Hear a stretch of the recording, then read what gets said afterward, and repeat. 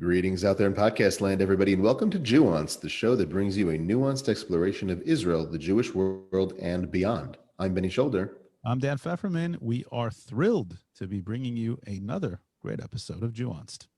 Before we get going today, I'd like to give a shout out to our audience watching us on Facebook Live. Thanks for tuning in. And for those of you listening on Spotify, Stitcher, Apple Podcasts, and all the other podcast platforms later in the week, know that there's a live video version of the podcast, which you can check out every week. It's available on our Facebook page, facebook.com/Nuanced Podcast. Check it out when we record or watch all our episodes on our YouTube channel, Nuanced Podcast, as well as on our website. You guessed it, www.nuanced.com. Also, make sure you're following us on Instagram. We are at Nuanced, and on Twitter at Nuanced Podcast. And as always, if you haven't done so, make sure to subscribe to Nuanced on Spotify, Apple Podcasts, Stitcher, wherever you get your podcasts. We heard a rumor once that it might make a difference even if you leave us a 5-star review. So please do so. Benny, where are you? You may think I'm in Hawaii because of my shirt. I'm not. I'm actually in beautiful, sunny Minneapolis, Minnesota.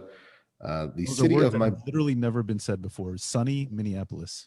It's said often by people in the summer in Minnesota. I'm from here in the summer here. I was just explaining to our guest, Jonathan, is basically, if it was like summer in Minnesota year round in Minnesota, it would be a paradise and everybody here would be wearing Hawaiian shirts year round. But unfortunately, the summers here are quite short and sweet, so you got to make the most of them. No, I'm actually in the States visiting my family after a long and arduous COVID exile, and it's quite the thing. I actually did the math. It had been exactly 500 days since the last time I traveled out of Israel, wow. From the day that I returned to the day that I was able to get out. And dude, it is, I mean, it's like a breath of fresh air. Without saying anything too awful, Israel's a pretty pressurized place in general, and then you add to that the pressure of COVID, and then kind of like the Yiddish Mama type, blowing things over proportions of everybody as to what's going on and how to handle it. It's been a hard time. So I'm happy to be here, and I'm happy that we're able to continue this, even though I'm far away from the studio. So, yeah, absolutely. And we've got our special guest Jonathan Elkhoury with us, who's sitting in a dungeon for some reason. Yeah, I love the dark. Where are you speaking to us from, Jonathan? I'm speaking from location. From home in Tirat HaKarmel near Haifa in the north of Israel. And here it's really important to stay inside during summer because humidity here is crazy. So make sure to close your blinders on and just stay home with air condition on. Fantastic. And what have you been up to this summer so far? Well, actually, it's been pretty crazy. Last month I had about like 15 to 16 lectures, engagements, like speaking engagements that I did about like my personal story and then the things that we're going to talk about here, and working a few jobs at the same time. So this is a typically Israeli thing to do. Yeah, work as many jobs as you can at the same time. Exactly. I know exactly what that Don't get any sleep. Yep. Sounds about right. Sounds about right. Yeah. Fantastic. So yeah, I don't know if summer's here, but I have not felt like it's summer. Really? I don't get a vacation. Where? I don't know. I've been working like crazy. I just started a new job. So this is the first time we're mentioning it on the show. I started a new job with Sharaka. Jonathan, you're very familiar with the organization. Congratulations. Thank you. Congratulations. It's connected to an organization that you're affiliated with. And Sharaka, we're working on UAE Israel, and from UAE Israel to try to influence the world. And so I jumped in deep end, had to swim really fast from the beginning while I'm still at the JPPI.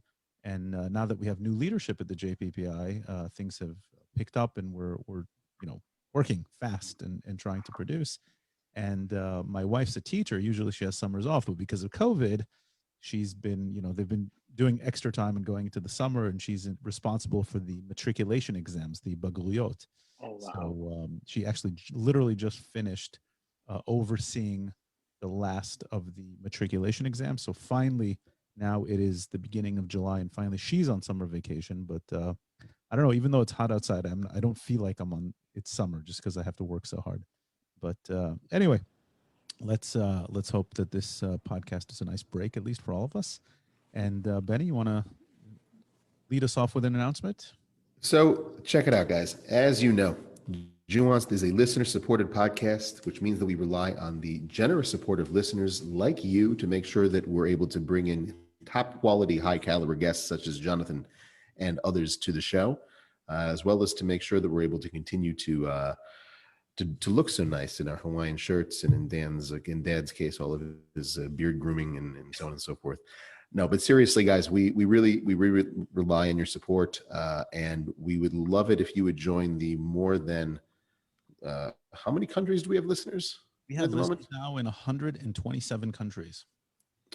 It's a lot of countries. So we would love it if you would join join as a listener in one of 127 countries or more. In listening to Nuanced. You can support us by making a one-time contribution on our PayPal account, or if you prefer, to make an ongoing contribution to the show on our Patreon account. You can find out more details on how on our website, www.nuanced.com. And if you are an organization, a Jewish community, a company, a product, a service, a spot, and you want to sponsor an episode, you are also welcome to do that. Actually, next week, Benny, we are having a special live Nuanced Live sponsored episode for the Orange County Jewish Community Scholars Program. And we will be hosting on the show Rabbi Tamar Elad Applebaum, who is a fascinating character on the Israeli religious scene. So make sure to join us next week. And if you want to contact us to see how your organization or company can sponsor an episode, a Nuanced Live episode, or just to sponsor an episode, then once again, you can reach out to us on the website, nuanced.com. So without further ado, Benny, you want to introduce our special guest today? I want you to introduce our special guest today, Dan. Our special guest today. Okay. So we have with us Jonathan Elkhoury, who is an Israeli-Lebanese, that's a weird thing to say, an Israeli-Lebanese Christian speaker, public diplomacy advisor, commentator, advocate for Israel, and a guy who's got a pretty good head of hair. He founded and coordinated the Minorities Project for the Reservists on Duty organization. Between 2017 and 2020, the Minorities Project is the first of its kind in which Israeli minorities present their own perspective about life in the democratic Jewish state and their part for its success today. Jonathan is the son of a former South Lebanon Army, SLA, officer, or tzadal in Hebrew, and you'll tell us how to say that in Arabic in a second, who fled to Israel. This is an incredible story that we're going to get into, along with his mother and brother in 2001, after his father was forced to leave Lebanon following Israel's withdrawal from South Lebanon in May 2000. He's the former spokesman for the Christian Empowerment Council that focuses on integrating the Christian population of Israel into Israeli society through national and military service. Jonathan writes and gives talks, lectures about the situation of Christians and other minorities in Israel, the integration and rights of the South Lebanese Army veterans and their families. He comments on Israeli-Arab relations in the Middle East for Israeli and other media. Jonathan, welcome to Nuanced. Yeah, well, it's good to be here. Thank you for having me. And just have to be honest, I didn't know that you were gonna just like read it all. I was like, I always get nervous when when they read my bio because they're like, okay, oh my God, like you could have made it like way shorter. I know the feeling, but that's who you are. We didn't know what to cut out. It was also impressive and interesting. We've had much longer bios, don't worry. Yeah. Yeah, but it is funny, you know, when you speak and it's your bio and it's who you are and it's what you've done and it's how you'd like to be presented. But to sit there and listen to someone else read it, Exactly. like, oh, okay, this is embarrassing. That's a little awkward. Did I actually do all this? Did I accomplish all this? Is this who I really am? It's kind like, of like, am I exaggerating or like? But nobody will ever know except you and your family. So it's all good. So, no, about like the work thing, it's like pretty obvious. Like you can just go and search it. Like, Sure. like you can invent things that you did. when can. it's like public activity, you can't. Right. The hardest thing is when you're looking at people from the business world and they have these, inflated bios. You have no idea what they say, what it means. CEO of this or that. Is it a 2-person company? Is it a company that never did anything? Is it 100 people? You have no idea. But we've actually, you're one of these people that I feel like I've known you for a long time, but I don't know if we've actually ever met. Yeah, I don't think that we ever met, but But like we follow each other on yeah, Facebook for a long time, a really exactly. long time, like for years. Exactly. So I feel like I know you. Yeah, same Does way.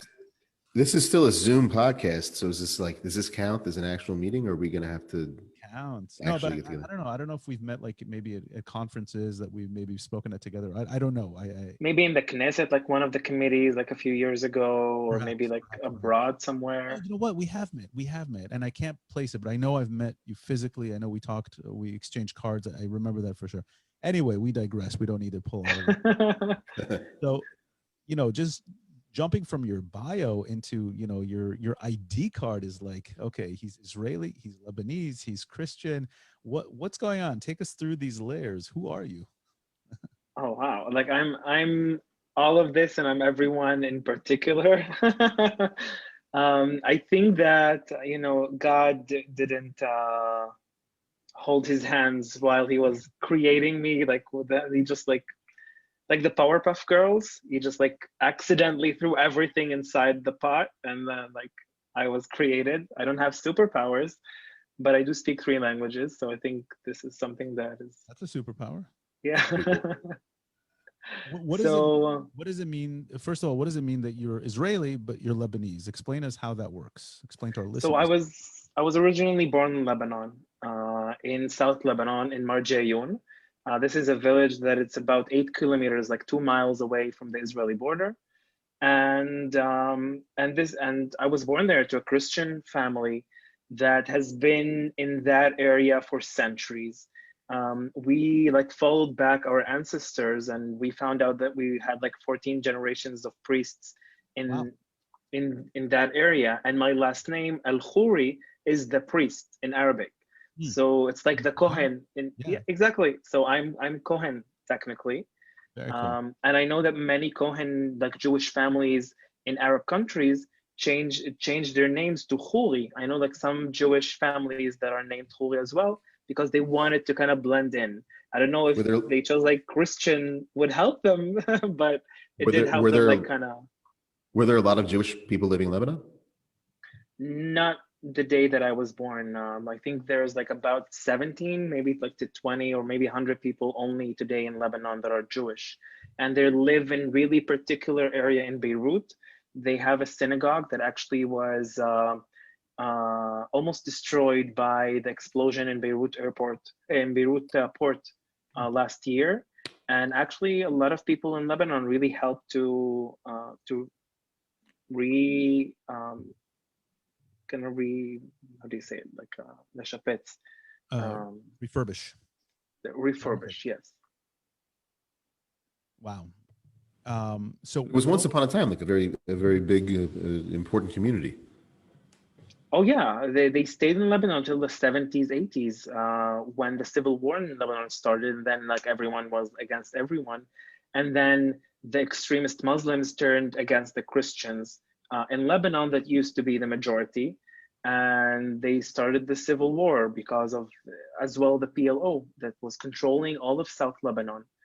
It's like the Lebanese government signed on Cairo Agreement that technically said that all of South Lebanon's territory is not going to be owned by Lebanon.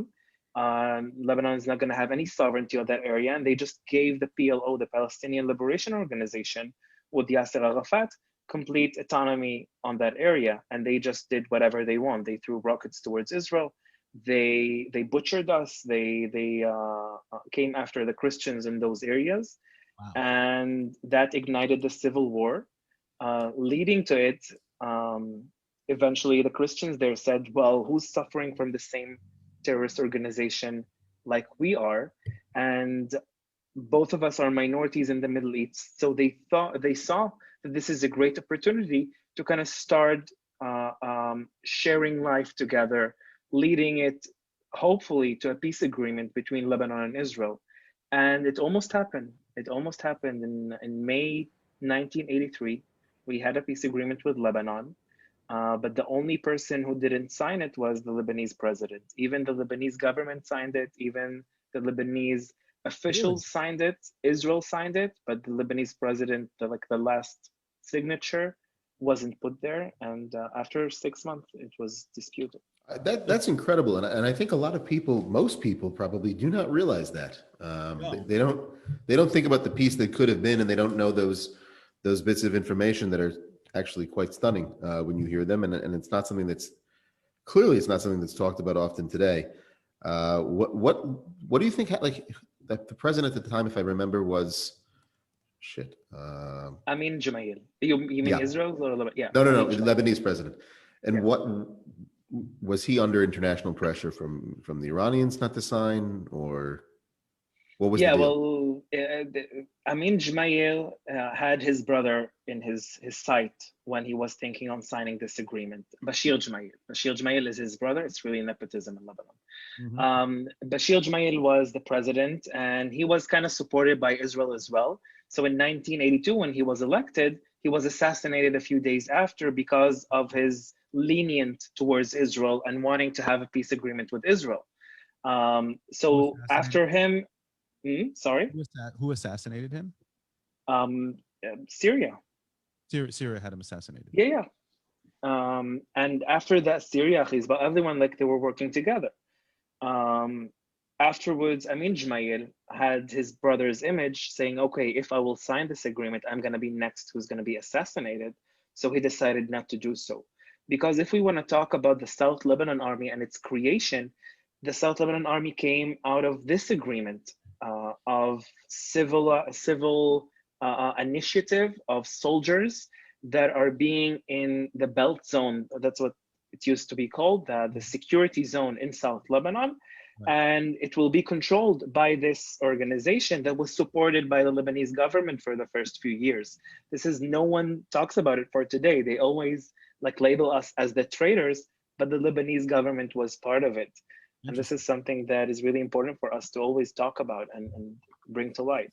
I mean, first, I don't think most people are aware. I mean, a lot of people are aware that there was a Lebanese Civil War, and it's a very ethnically fractious state. You know, some people say it's not even really a state in a lot of ways. You said it used to be a majority Christian. Today, it's not anymore. I think, correct me if I'm wrong, I think of a lot of the Christians already, I think even going back to the 1920s, the Christians who were probably the more educated and had the diaspora and the connection to the French colonialists were able to emigrate more. And so you have strong and successful Lebanese diasporas around the world. And a lot of them, you know, going back are Christian. And then today, if I'm not mistaken, the Shia are the biggest ethnic group. And then you have Sunnis and you have Christians. Of course, you have Druze, and there's different types of Christians. So, you know, it's, you know, people talk about how Israel is a mix, but Lebanon, I think, is even more of a mix in that regards. Oh yeah, Lebanon is way worse than that because every community is against the other community. So like the Muslim Shia and the Muslim Sunni are against each other. The Christians that are like Catholic and the Christians that are Maronites and the Christians that are Greek Orthodox, everyone in his way is trying to push to his side. So this is something that people don't really get. So for example, when I talk in Israel with Muslims about Shia and Sunnah, they will be like, oh my God, we're all Muslims. Like, what are you talking about? I was like, but go like 2 minutes to the border and see that it's not how it works. It's really easy for you to say that because we don't almost have Shia in Israel. We have like a few. So it's like they can't get how it could be like in that way. And for a person who lived it, I really like saw it in front of my eyes. And if you follow Lebanese politics, you can really get it and understand it. And this is not a typical country, Lebanon, because today, since the 40s, the Christians in Lebanon are refusing to have census. So we don't actually know what are the actual numbers of the different types of religions that are in Lebanon. But the assumptions. Sorry, I have to just pause you for a second. You said that they refuse to submit to a census? Yes. Why? because they know that they're a minority. And if they do so, it will change how the parliament in Lebanon looks like today. Because in Lebanon, the parliament works on basis of percentage in the society, in the country itself. So for example, because of the 40s, today you have like 22 seats for Shias, another so-and-so for the Sunnis, and the Christians have the majority of the House, and they have the presidency. So if so now they can keep some sort of lead for themselves. And that's why they refuse to do census, because the assumptions today that there's between 20 to 30% of Christians only in Lebanon, and the rest are Shia, a majority, and then Sunni, and then the Druze. Where do those numbers figure historically? Is that more or less what it had been historically speaking, or has Lebanon, similar to many places within Israel, or let's say Palestinian society, has it seen a decrease or a decrease in its Christian population towards emigration abroad? Yeah, exactly. Like even Dan mentioned it, the wealthy people and the people that are more educated are leaving Lebanon since even before the Civil War started, during the 20s, 30s, and then later on in a really big numbers during the Civil War in the 70s. So for example, today you have about 7 million Lebanese living only in Brazil or in Chile. So this is something that you can see that the people know that suddenly their territories stopped being a majority. I know even where I am right now in Minneapolis and in the United States, there's a very large and vibrant Lebanese diaspora community. Here in this city, there's in the neighborhood that I'm in, there's like a little Lebanon area where it's like a whole street of Lebanese restaurants, Lebanese Maronite churches. This is the best restaurants, by the way. I'm sure they are. I have to say, Lebanese food, I think, is the best in the Middle East.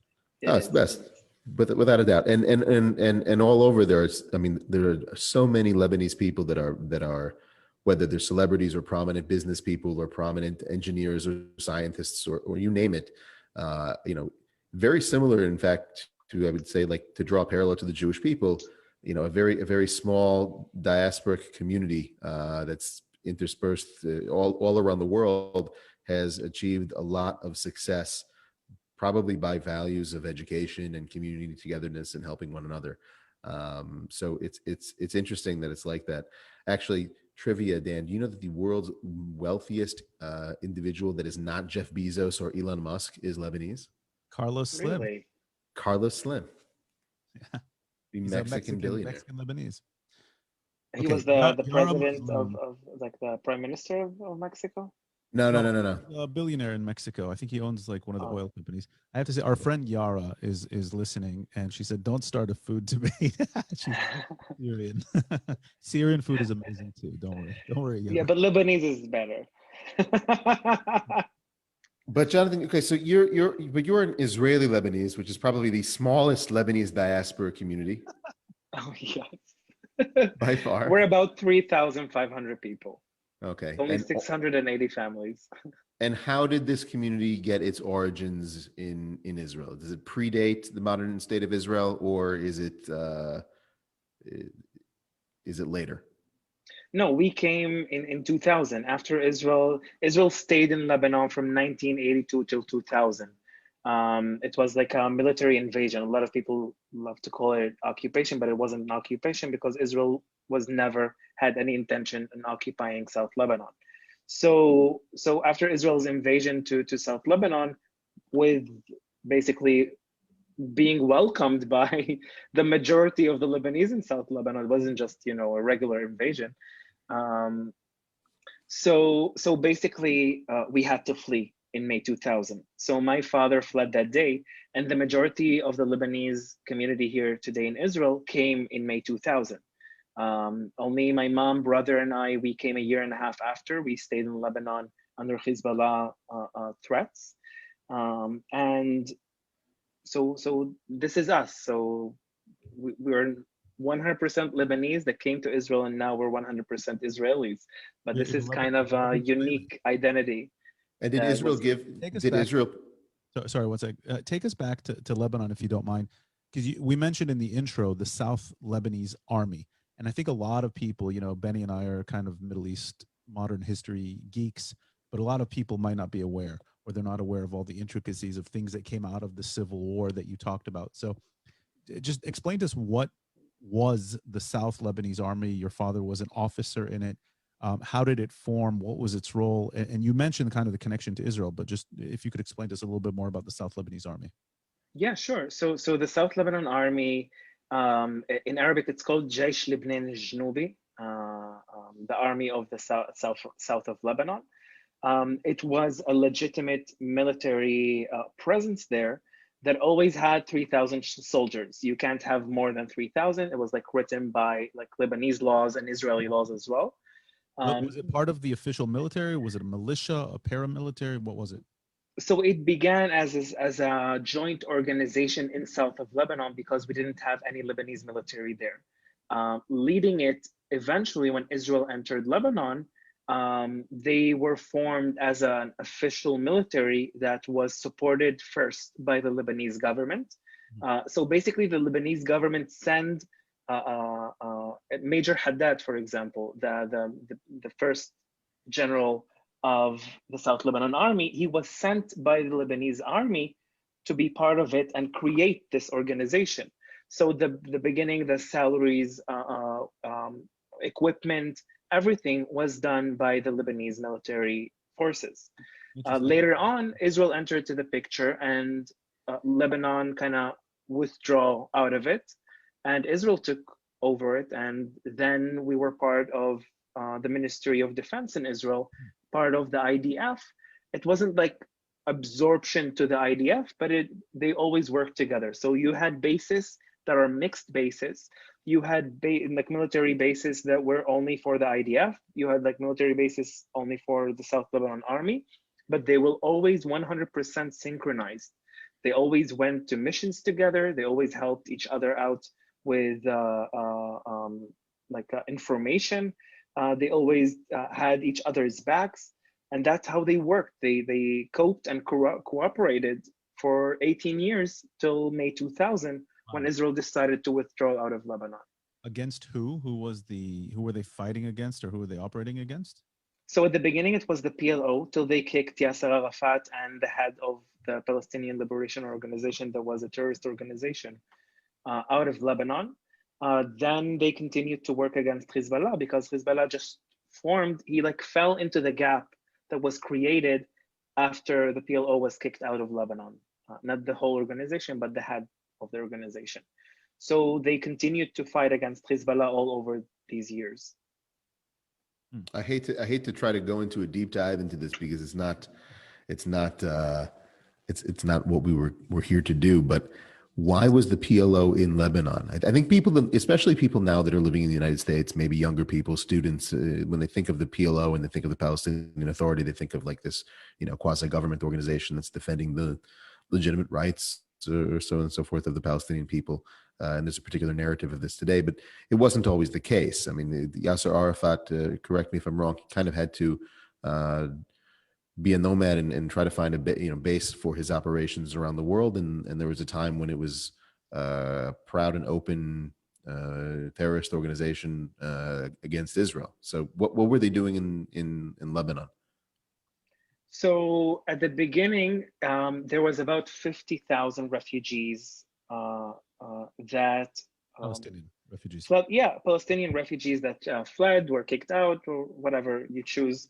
I believe that it was like a combination of all of it, but that's what happens during war.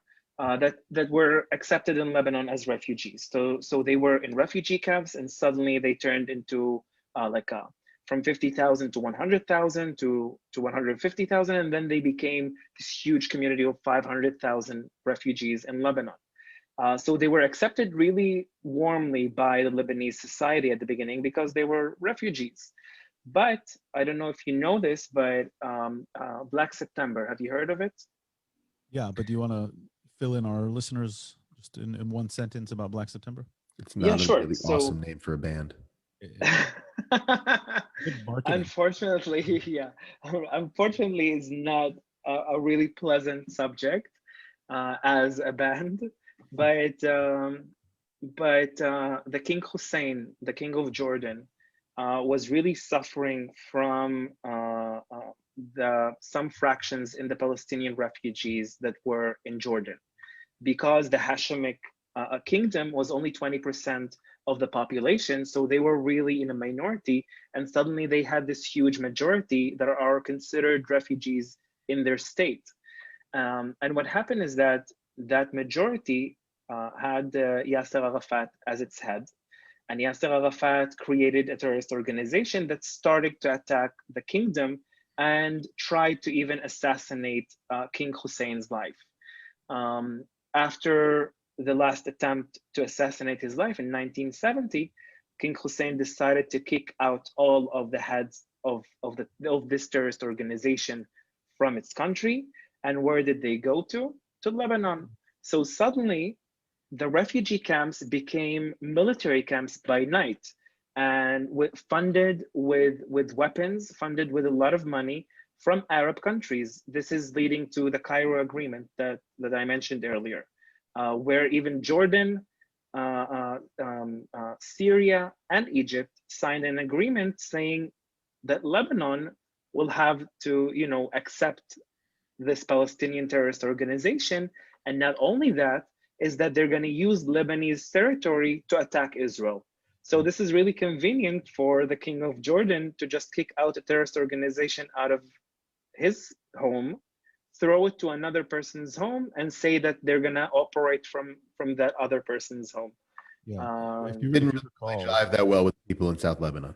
yeah, if you recall, Benny, by the way, the King Hussein at the time, his father, King Abdullah, the first King Abdullah, was assassinated on the Temple Mount. On the Temple Mount. By a Palestinian terrorist. I forget what year it was, but it was well before, I think, the establishment of Israel even. Mm-hmm. Yeah. And so they have a long history of tension with Palestinian terrorism.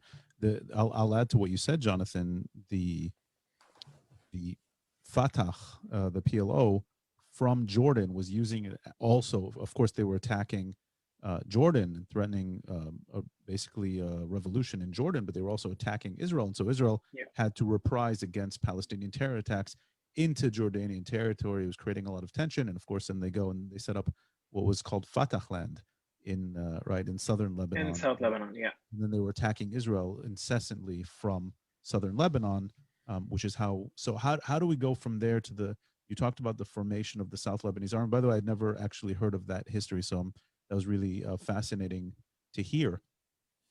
So you have, this 20-year stretch where Israel is, as they said, occupying or had a military presence in South Lebanon, cooperating with the South Lebanese Army until 2000, when Prime Minister Ehud Barak decided that he's going to leave. He's going to pull out. And so then what? Your family was not safe anymore because of the Hezbollah presence? Yeah, so basically what created this huge chaos in South Lebanon on the day of the withdrawal, and why suddenly about 8,000 Lebanese were standing on Israel's borders, because if you go to Google and you type South Lebanon Army, I think one of the first pictures that you will have is people standing on the border with Israel on May 2000. And it happened because a few days before, Hassan Nasrallah had a speech. And in his speech, he said that the South Lebanon Army and everyone who cooperated with Israel have three options to choose from. One is to flee with the enemy to their country, meaning going to Israel. The second option was to surrender to the Lebanese authorities and face consequences. And everyone who did that suffered tremendous torture in Lebanese prison, because they were moved to Hezbollah prison, not just the Lebanese government prison. The third option was to be, I don't know how to use decent words, but to be butchered while hugging your own mother. It's really family. Yeah. I'm really sorry for so that. He gave you one option, essentially. He's like, you're no longer welcome here. This isn't your country anymore. You've traded against your people, and you need to leave. Yeah. So that's my father decided to leave that day, and he didn't have much time. It was only 24 hours till the Oh. borders were closed. And my mom decided, being an independent woman, um, she really wanted to stay in Lebanon next to our family. So that's what she decided. So we stayed, my brother and I, we stayed with her in Lebanon for another year and 3 months under the Hezbollah occupation to South Lebanon. How old were you at the time?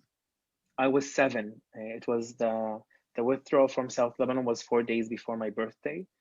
And so I kind of celebrated my birthday. I don't even remember that birthday, to be honest, from that age, turning to 8. I remember turning from 8 to 9 because it was like a few months before we fled to Israel, but I don't remember the 7 to 8. Can you take us, 7 is probably, I think my first memories, if I can recall, are probably from around like 5, 6, so 7, you're already starting to have memories. Certainly by the time you're 8 years old. What did you as a little kid notice when life switched to being under Hezbollah? What was noticeable to you as a kid? And then what kind of do your parents tell you now that you didn't realize as a kid about life, all of a sudden overnight, now you're living under Hezbollah rule? So we started locking out our doors. We didn't used to do that anytime, like never. We never locked our doors.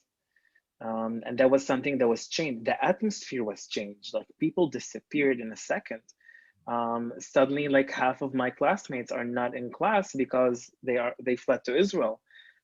Suddenly, we're not playing in the playground anymore. Like we have to stay home. So like life changed like really dramatically by one night. And on the day of the withdrawal, I will never forget it because everyone passed through our village because this is the only way that you can lead from our area to Israel. So we would have like lines of cars standing there, waiting there. We had many people come to my father to ask him and get his advice, whether to go to Israel or surrender or stay at home. And so that day was, like we understood that nothing is going to stay the same anymore. And you understood that as a child? Oh yeah. Although my mom and dad didn't really talk to us about it, but you could have you felt it. Like you couldn't just, say, okay, well, this is normal. It wasn't normal. Like we've never experienced something like that. And suddenly, what would happen to you if, were there, was it crime? Was it thugs in the street? I have friends who were teenagers during the Islamic Revolution in Iran, for example. So I'm trying to draw a parallel here. And they said, once the Islamic Revolution took over and you had the Basij, thugs in the streets, you would get, picked on, harassed, beaten by these bullies if they didn't like the way you look, your haircut was too Western. I don't know. So what was it like? What would have happened if you would have, been on the playground or didn't lock your door? Like what could have happened? well, they immediately, the day after the withdrawal, like they kind of kissed on their ways, passing each other. Hezbollah started entering our villages. They did this huge parade in the center of the village, like walking through to say, like, we are now the sheriff in town, and now we are responsible for you. And we kind of all went to the middle because you couldn't, not be there and be present and kind of welcome them happily. So although people were really angry, I would hear, people around me cursing at them, but cursing really quietly because they were afraid that they will be caught. They would enter our homes in the middle of the night, take whatever they want. Even on the same date of the parade, people entered our home because they asked to go to the bathroom. So my mom told them that the bathroom are downstairs. And instead of going downstairs, they went upstairs to our bedrooms and they just took whatever they want from our bedrooms. They took some jewelry from my mom's closet. They had kids, so they took some of my teddy bears that I really cared for at that age. Wow. That's unforgivable. And we can do it. I I grew up on these teddy bears. Like these are like my family, and I would always have like my bed full of teddy bears. And then I'm like asking myself, how didn't my parents know at that age? Um, but but That cool. but this is something that um, it stays with you, because later on they started entering our homes more intentionally. Like they had lists. They came to my uncle and they wanted his car because they claimed that his car is a car of a traitor. So now they own it. They like came with really, they were like the Nazis, with lists on names, everyone that was part of the South Lebanon Army, every home. They like went one by one, and only by night. Uh, they would come to like business places by day. They, for example, if you had liquor at your store, they will ruin your store because of the liquor. And if you had like things that they wanted, they will just take it. If like they liked your car, they would just take your car. It's like thugs. Like Thugs. there's no other explanation for it. So at They what point just in time? Sorry, go ahead. no, that's okay. Yeah. At what point in time does your mom start thinking that maybe it's not the best move to stick around? I think in the first few months, because at the beginning, there was maybe like a thought of my father coming back to Lebanon and the Lebanese government getting to some sort of an agreement with the Israeli government that they will not touch the South Lebanon Army families. But suddenly it started to be chaotic. And my mom realized that, okay, my father shouldn't go back to Lebanon. And that's when she decided that, okay, we need to leave. And then she started by herself, kind of secretly. She didn't tell anyone in our village or in our, like, from our relatives. Only my grandpa, only her parents knew that she was planning and replying for passports for us to basically be able to leave Lebanon, because the borders were already closed, and we need to join our father in Israel, and there's only one way out, and that's from the airport. And you didn't just have passports in Lebanon back at the day. So, the how does one, what was the Israeli government at the time welcoming and even very cooperative for the families of the South Lebanese Army officers? Were they basically like, yeah, get over here? Yeah, well, it took them a few hours to open the borders because they didn't really know what is going on. Israel didn't plan this. I think this is like the minus side of this story. They didn't expect it. I think that here they were really wrong for not expecting it. But after like 5 to 6 hours, they opened the borders and they accepted everyone who stood there, no matter what. And immediately after 24 hours, everyone was under homes, like under a roof. The first 24 hours, they were in tents, but then they moved them into like hotels, into like resorts that we have in Israel, into kibbutz, to make sure that they have roof under their heads, above their heads, Above their heads, yeah. above their heads. And You don't want a roof under your head. I mean, no. what at the time? I mean, your family, maybe your village. You said all of southern Lebanon was on good terms with Israel. You were cooperating with Israel. What at the time did you know of Israelis? What did you think of Jews? What was going in your mind or your family's mind as you're like, oh, we have to flee to Israel? Because, the narrative that we kind of always assume, is like, oh, you're like coming to an enemy country, but this wasn't really an enemy country for you, was it?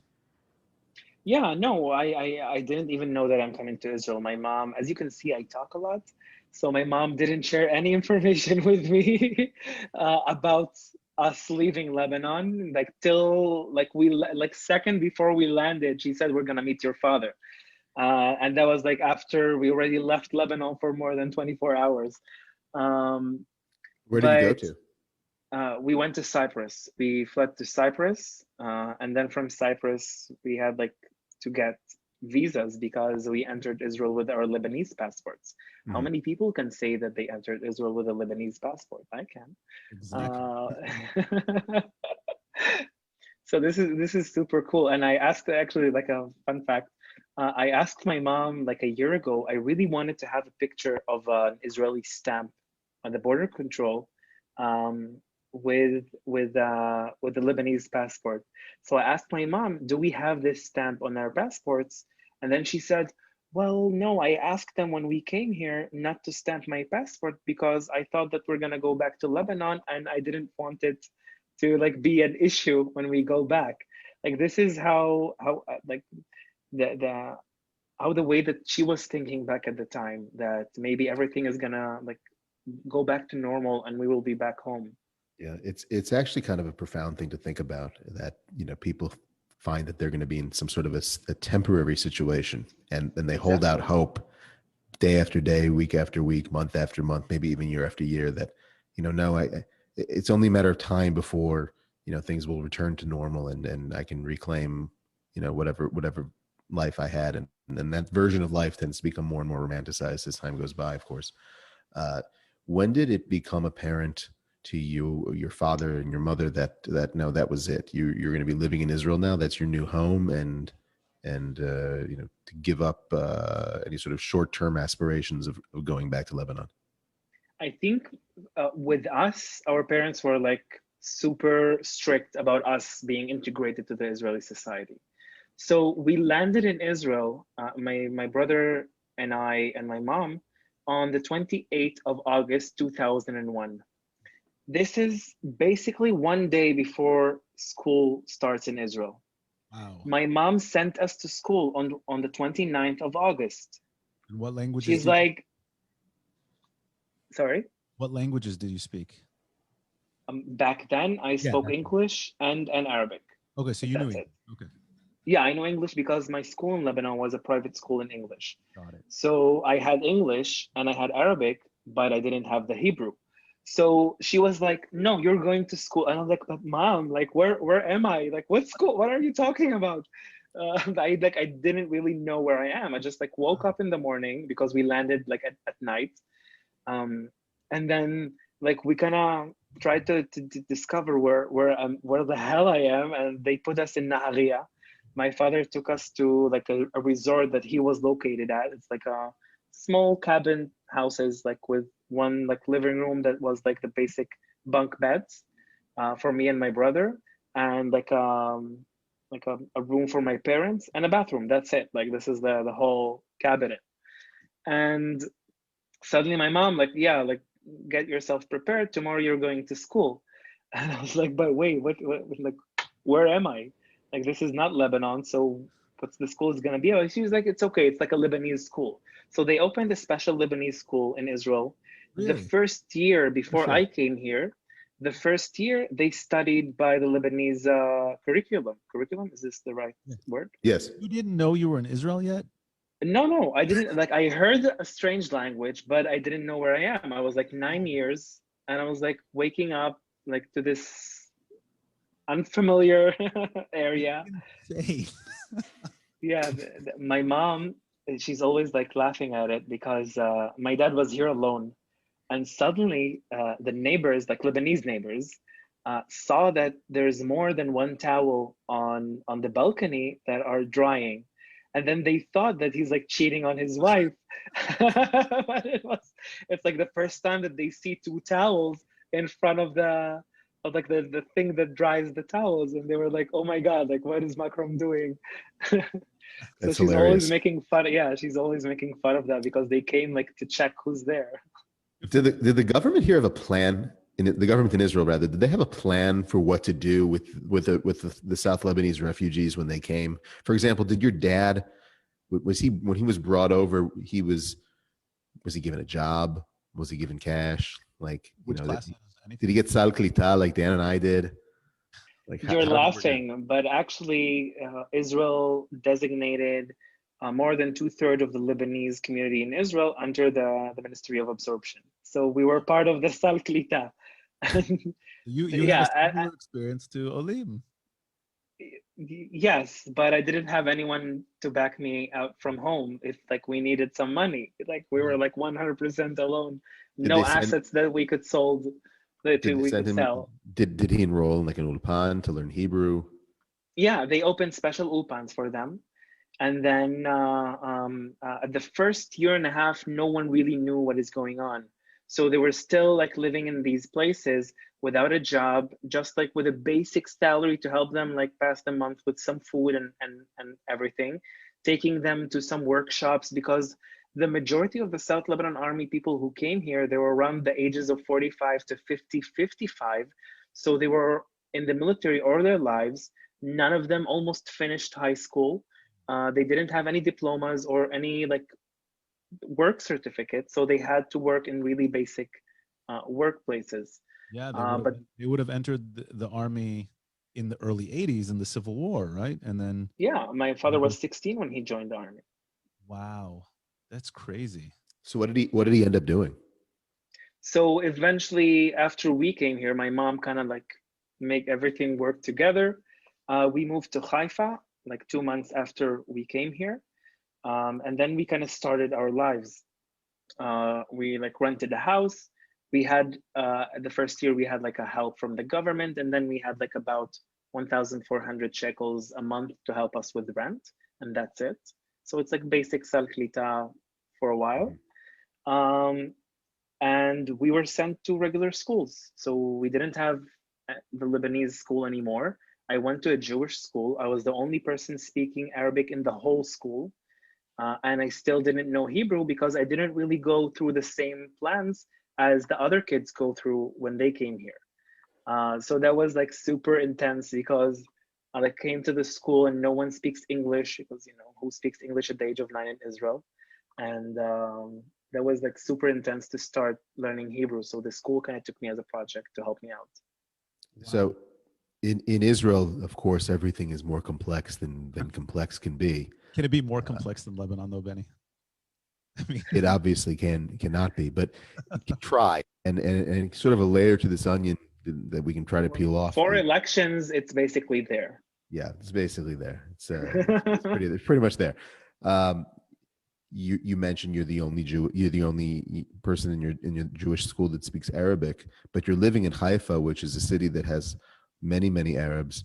How are they viewing you and the other Lebanese that have come to Israel at this time? So basically, that's the reason why we went to Jewish schools, because the Arabic schools refused to accept us. The Arabic society in general refused to accept us. They claimed that we're traitors, that we betrayed the Arab world for collaboration for our collaboration with Israel. You know, I'm talking about Israeli Arab citizens. Yeah. Not just, you know, Arabs from the Arab world or from the Middle East. Arab world is too general. But so we had to kind of cope. Like they refused to accept us to the churches, or even to like community centers. They did huge demonstrations when they heard that there was a tension to move us to some Arab villages and live there, because, you know, that's what they thought that it would be normal. But nothing is normal in Israel. So they had like really violent demonstrations against us. Till today, when they hear me, because my Arabic is Lebanese Arabic, and so they can immediately recognize that I'm Lebanese. It's like different, really different, the way that you speak and the way that you pronounce words.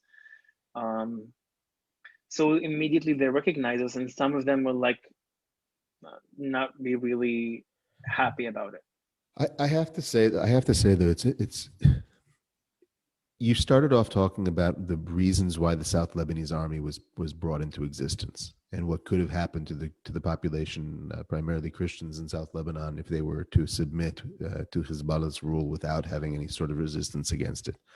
And I often wonder, especially amongst Christian Arab Israelis, you know, what would they have you do? What would they would want you to, with your family, to have done during that period? Like just accept it?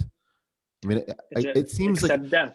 I'm trying to find the nuance here, and I'm trying to accept the nuance because that's what we're all about. But on the other hand, I'm not seeing that they're able to accept that nuance. It's like, what you have done? Like, should you guys just have all laid down and died? I think what you're assuming is that, you know,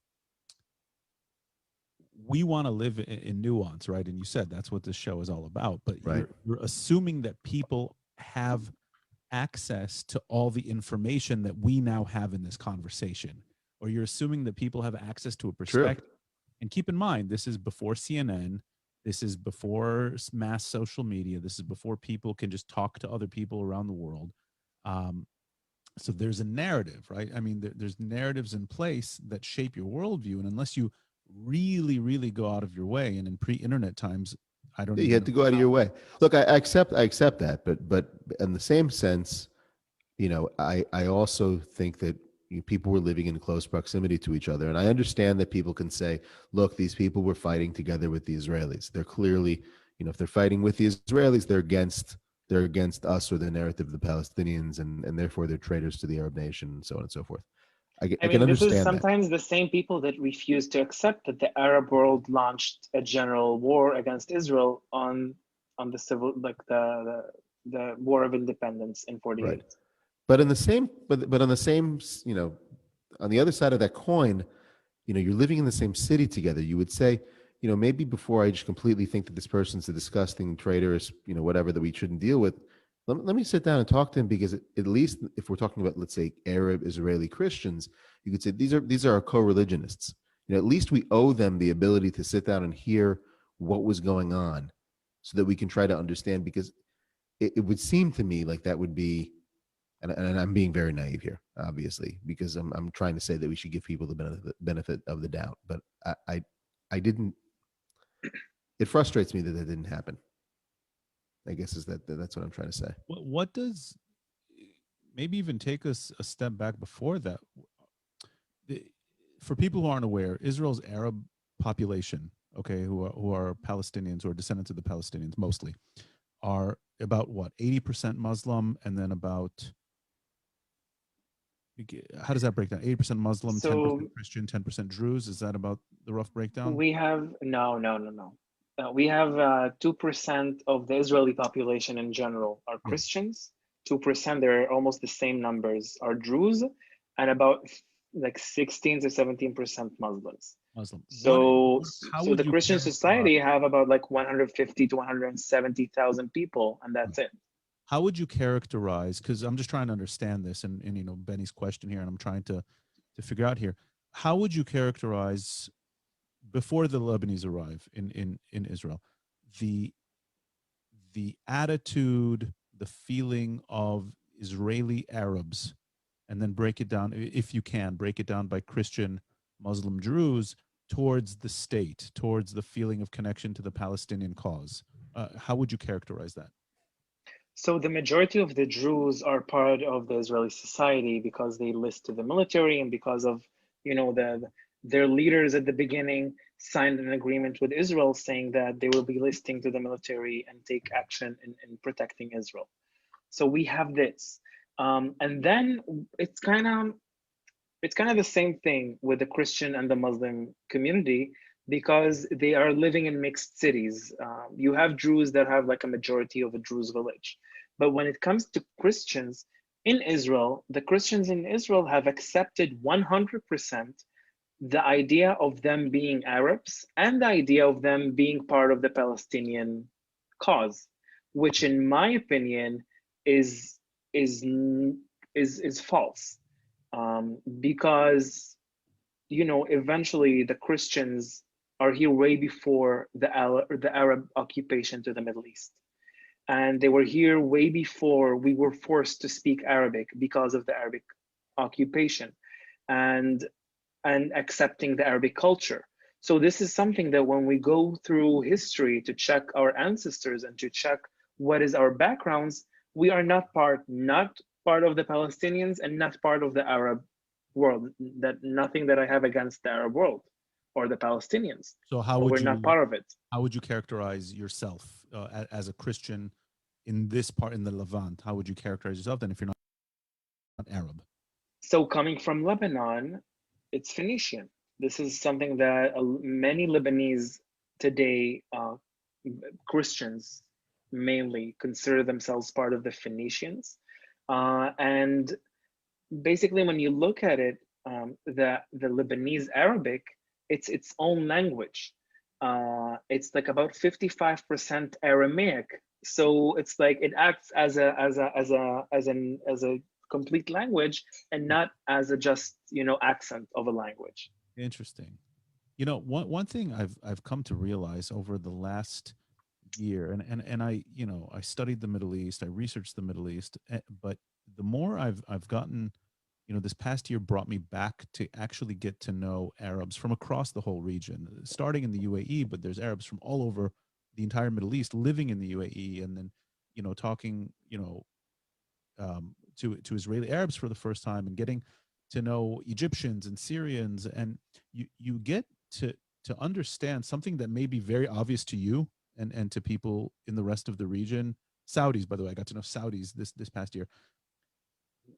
We here in Israel and in the West, everyone says Arab, but the sub identities and the sub ethnicities that are taking place across the region are so unbelievably diverse that you realize that you uncover the top layer, and it's so much more unbelievably rich and complex, and not always pretty, but Oh yeah, no. way The more Middle East is complicated not. than just saying Muslim Arab or Christian Arab or Druze, or and so what you're saying now is fascinating. So you're saying among your village, a lot of people in Lebanon, the identity is not even really Arab. You're saying it's Phoenician, or it's Assyrian, or I don't know. I've heard people describe themselves as Assyrian, right? Assyrians, yeah. In Iraq and Turkey, there's huge Assyrian community So this is just, I that mean, are it's now evolving, fascinating to me.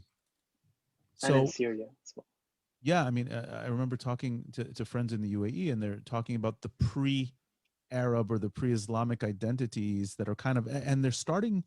I'd love to get your sense on this. That there's a sense that maybe the media does not pick this up at all, or certainly the English language Well, it's media. too complex It's for it too to be much complex. concise. Exactly, That exactly. all Yeah. these identities. Westerners want, very concise, packaged ideas of what their identity You know, should it's be. always funny. Benny, you just like, I always, I don't understand Westerners that are really for this like whole thing of identities and being aware of your identity, and everyone has his unique identity. And then suddenly, when a person who speaks Arabic tell them that they're not Arab, they will start like saying, "Oh, you're being like not accepting of your own identity," but it's not part of my identity. So why are you forcing it on me? This is like Right. something that I really find funny throughout the years that I've been traveling in the States and Europe. I think there's a lot of reasons for it, but maybe in part it's say this to be very simplistic, but like it kind of breaks their brain, right? It Yeah. changes the mold of what they think the identity should be. And in this country, in the United States, where I am right now, to say that one is an Arab and they speak Arabic, okay, that's where that identity box is. It doesn't go Yalla. beyond that. It's not, and then you start getting into it. It's, oh, there's Arab Christians and Arab Muslims and there's Sunni and Shia. And it's like, whoa, that's too much. That doesn't fit into the That's not even the layer. That's just like the first layer of the onion. right. That's just the, and that doesn't fit into the American box where people want to have their one word identifier. White, black, Asian. Which is always great to me, like Asian. Asian could be you're a Japanese, or you're a Filipino, We're or all us. Asian. We're all Asian, right? Like we live in Asia, We're Middle Easterns. right? Middle East, but then it's so I don't know. It's I think it goes against the mold in many ways, and I think that amongst, to give a little bit of credit where credit's due, there are genuinely people rather, that are very interested to learn and to hear and to try to understand. Unfortunately, those people aren't always the loudest in setting the cultural tone, or leading the public discussion and discourse. But I believe they're the majority. The silent majority. Yeah. The silent majority. When I'm optimistic, I'll say that the silent majority. When I'm being pessimistic, I'll say that the majority, or the silent majority, is just a bunch of people that are very disinterested, and for them, this whole turns them off to have these conversations. But I want to get back to this Christian Muslim thing in Israel, kind of from a bird's eye view. So, I mean, you talked about how the Christians were here pre-Arab, pre-Islam, right? Then why, or how, or why did they become so wrapped up in the Palestinian identity, the Palestinian cause, which meant not part of the Israeli story? I don't know if you can get into that, or explain to us that dynamic. So living in the STEM areas, and because being such a small minority, like especially in like cities like around us here in the Galilee, they kind of had to lower their heads and accept whatever the Arabs told them to accept. They were afraid for their lives. They were afraid for their jobs. They were afraid, to be executed or to be Persecuted. forced, because of their political views. So they kind of many years stayed like under lines, like they didn't want to talk about it at all. They didn't want to take any action. But in the last few years, you see that there's huge major Christians in Israel that are being even more advocates than the biggest terrorists that we have here in the area. Against Israel, you mean? Against Israel for the Palestinian cause, for the destruction of Israel in general, even part of of Israel's parliament, where we had Bassel Ghattas, for example, a few years ago. He's a Christian member of parliament who entered cell phones to terrorists sitting in jail, abusing his parliamentary.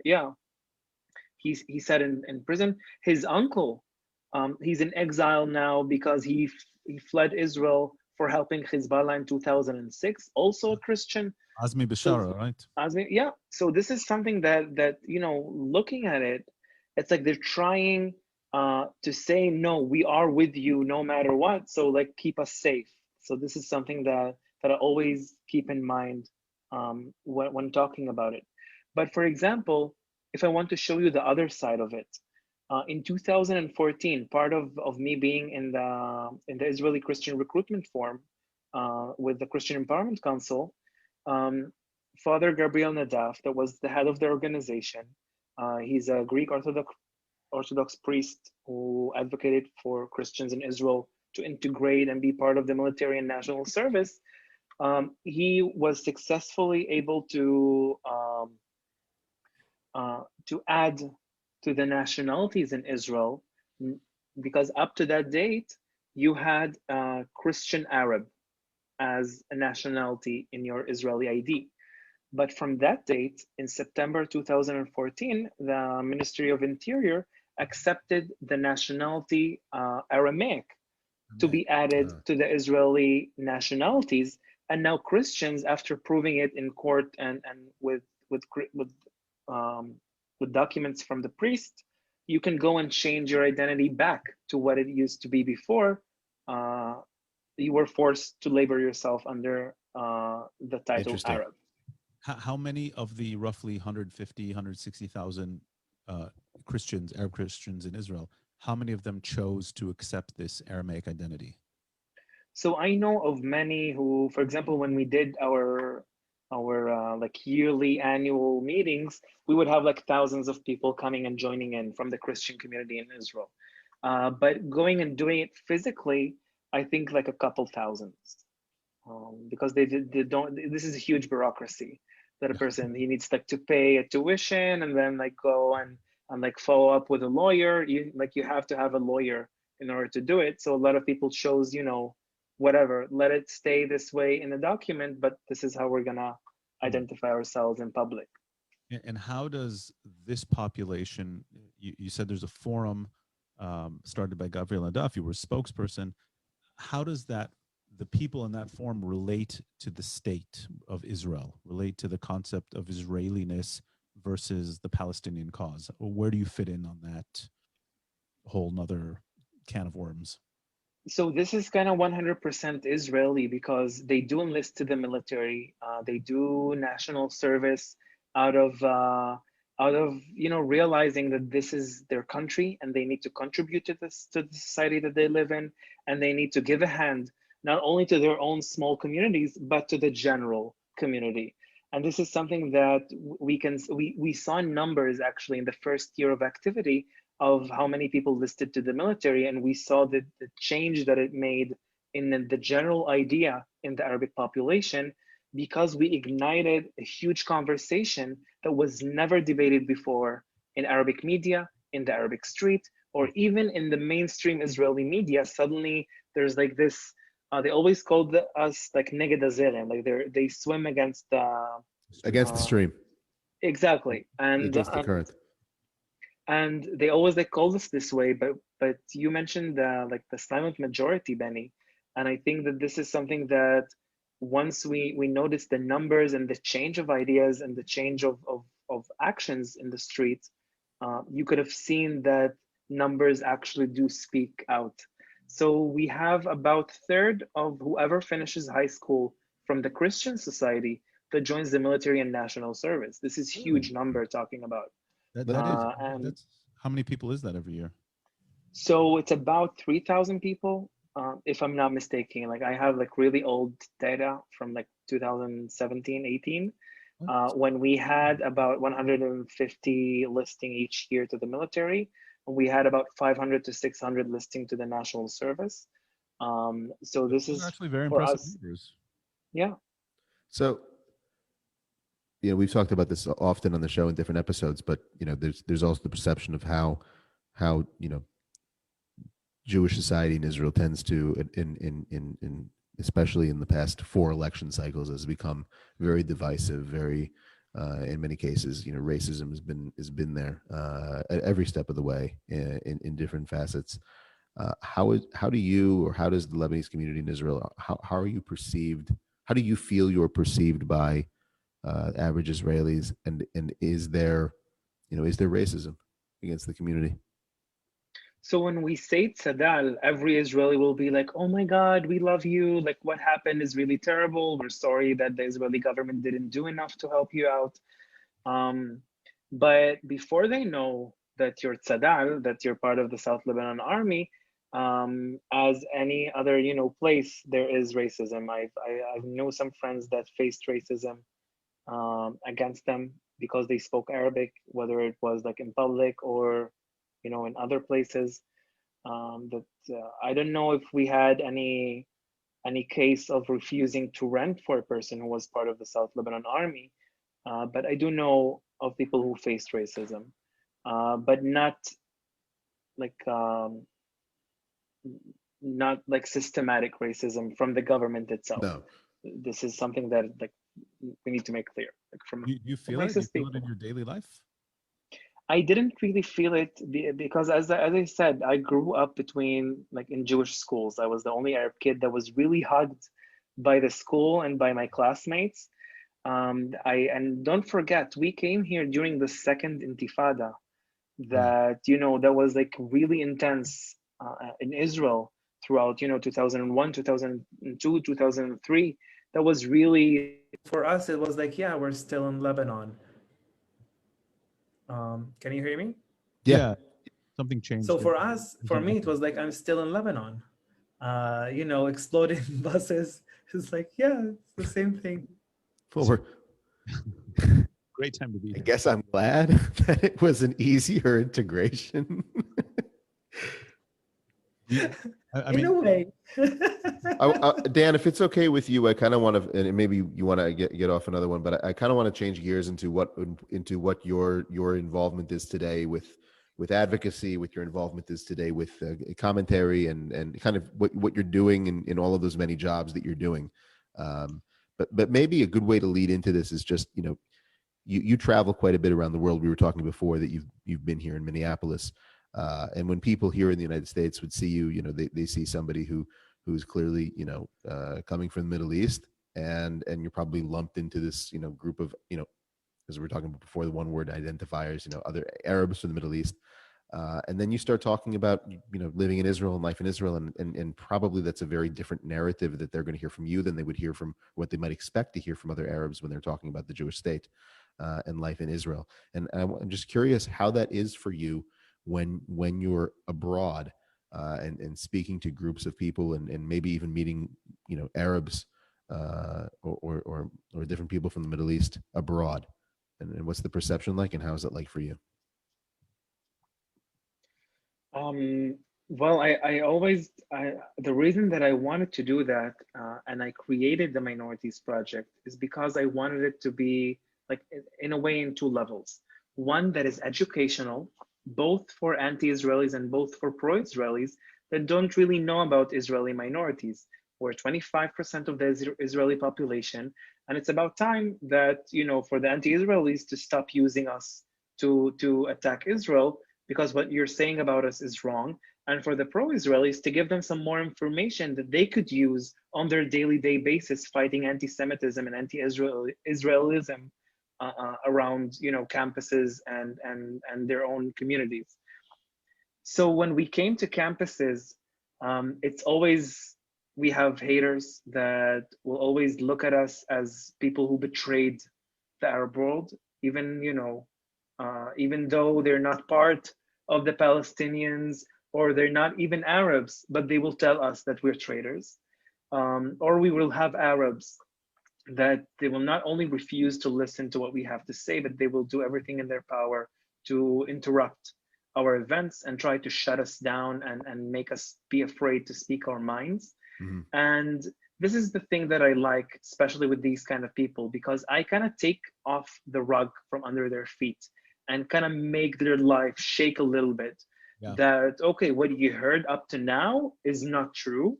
And listen to me tell you a different type of story. And maybe that will make you ask more questions about what you already know about Israel or think that you know about Israel. So this is something that was really important for me during my period in flying and bringing delegations abroad, is basically to have as many representatives from Israeli minorities. So I always made sure to have a Druze, a Muslim, a Bedouin, and a Christian on the delegation. And of course, I have my personal story as a Lebanese Christian who is now Israeli.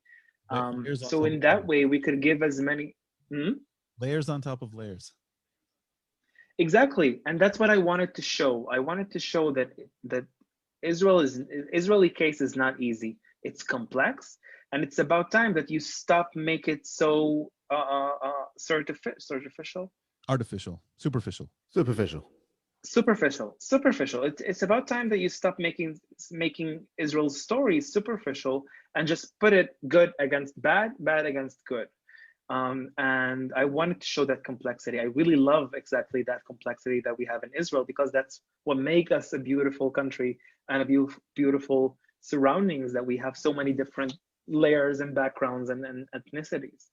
How do you deal with this? I think it's super important what you're doing, and of course, you know, you're going around and you're standing up to the delegitimizers with your story. At the end of the day, though, there are issues facing Israeli Arabs. There is discrimination. There are, you know, there is some legal discrimination. There's a lot more unofficial, you know, people-to-people discrimination. You know, it's not everything is rosy and we don't all, you know, kumbaya and get along all day. Not even within Jewish society do we all get along with each other. So how do you balance what I'm sure are your frustrations from time to time with what you're trying to do? And both of these are true. I mean, they can both be true at the same time. And often, you know, like you said, people are very superficial. They don't like to hear you know, something that goes against their narrative, but both narratives exist at the same time. So how do you balance that in your personal life, and how do you balance that when you're on these things, when people do engage with you in these conversations? So on a personal level, I think, and this is a good example to show on why this is like so different. For example, the Lebanese society, the South Lebanon Army communities in Israel are still facing some trouble with the Israeli government, with some promises that they haven't like given us after 21 years. That after 21 years, only 4 days ago, we had our own memorial site, although we were promised one that will be done 13 years ago. And every year we had to fight and be vocal about it till they eventually decided, okay, they are too vocal, we're gonna do it. So that's how you. So we have exactly, and we're a small community, so it's really hard. But thank God that the Israeli society is really on our side on this. But for example, so we have our issues with the Israeli government and our, you know, criticism towards the Israeli government and whatever they do. But on the other hand, we accept Israel as a Jewish democratic state. And we understand that without Israel, we wouldn't be alive today. And without Israel, not only our parents wouldn't be alive, but us, we wouldn't be alive today, because they accepted us and gave us shelter in Israel. So we're working on these two levels that are like in a parallel like lines, that we have this and we have that. And when we talk about Israel abroad, so that's, for example, why I always make differences between pro-Palestinians and anti-Israelis. Yeah. Anti-Israelis are people who will never agree to accept that there is a Jewish and democratic state. So everything that they will do, they will always show only the bad side, no matter what. And they will many times even invent some stories that were never here. Like one example is that I was talking with a student in U of H, in University of Houston, U of H, yeah, the University of Houston, in Houston. And we were talking. She was saying that she was in bed in Ramallah, and she was going out of the metro in Ramallah. There's no metro. And she was exactly, and she was faced with an IDF soldier that put the K-46 in her face, and the IDF doesn't have K-46 as well. I don't get me on that, but it was a weapon that the IDF never uses in the last like couple of years. And this is something that was like, wait, a metro in like Ramallah? Like, what are you talking? Like you can like, also the IDF isn't in Ramallah. We don't use AK-47s. There's no metro. Yeah, where do you? So this exactly. So here where we caught like their lies in these small issues, but a person that was never in Ramallah or was never here to understand this would really agree with her. And she's 100% anti-Israeli. And the pro-Palestinians, this is why it's different, because they are for human rights, and they understand that the Palestinian leadership is responsible for the Palestinian people, and they understand that if the Palestinian leadership and Hamas terrorist organization will continue to use their own civilians as human shields, people are getting to be heard. And this is something that we agree on, because we say, okay, we have our problems, you have your problems, let's fix them together. With anti-Israelis, you just can't talk. Yeah, there's and that's how we make this, I make this difference with people and the way that I talk to. Do you consider yourself pro-Palestinian in that regard, that you know, do you want to see a two-state solution? What's your personal vision on this issue? It's hard for me to be 100% pro-Palestinian, not because I'm Israeli advocate, not because I'm Israeli in general, but because the Palestinians has caused us a lot of blood in our villages in Lebanon. The whole situation of Lebanon today is in a way because of the Palestinians in Lebanon, and this is something that it will always be hard for me to accept. But I do accept that they deserve a decent life and that they only want to live. And that's our agreement is that, it's about time that we stop this fight and this war. I don't know if it's going to be a one-state solution, two-state solution, three-state solution, a federation or whatever. I just know that this situation can't continue. I think that there's more people that are aware of the situation that can get it solved way better. But I know today that it's difficult because the Palestinians are divided. You have the Hamas terrorist organization. You have the PLO with Mahmoud Abbas, that basically he doesn't have any legitimacy because he didn't run for elections in the last 16 years. So this is really difficult. So what are we supposed to do in that situation as a state?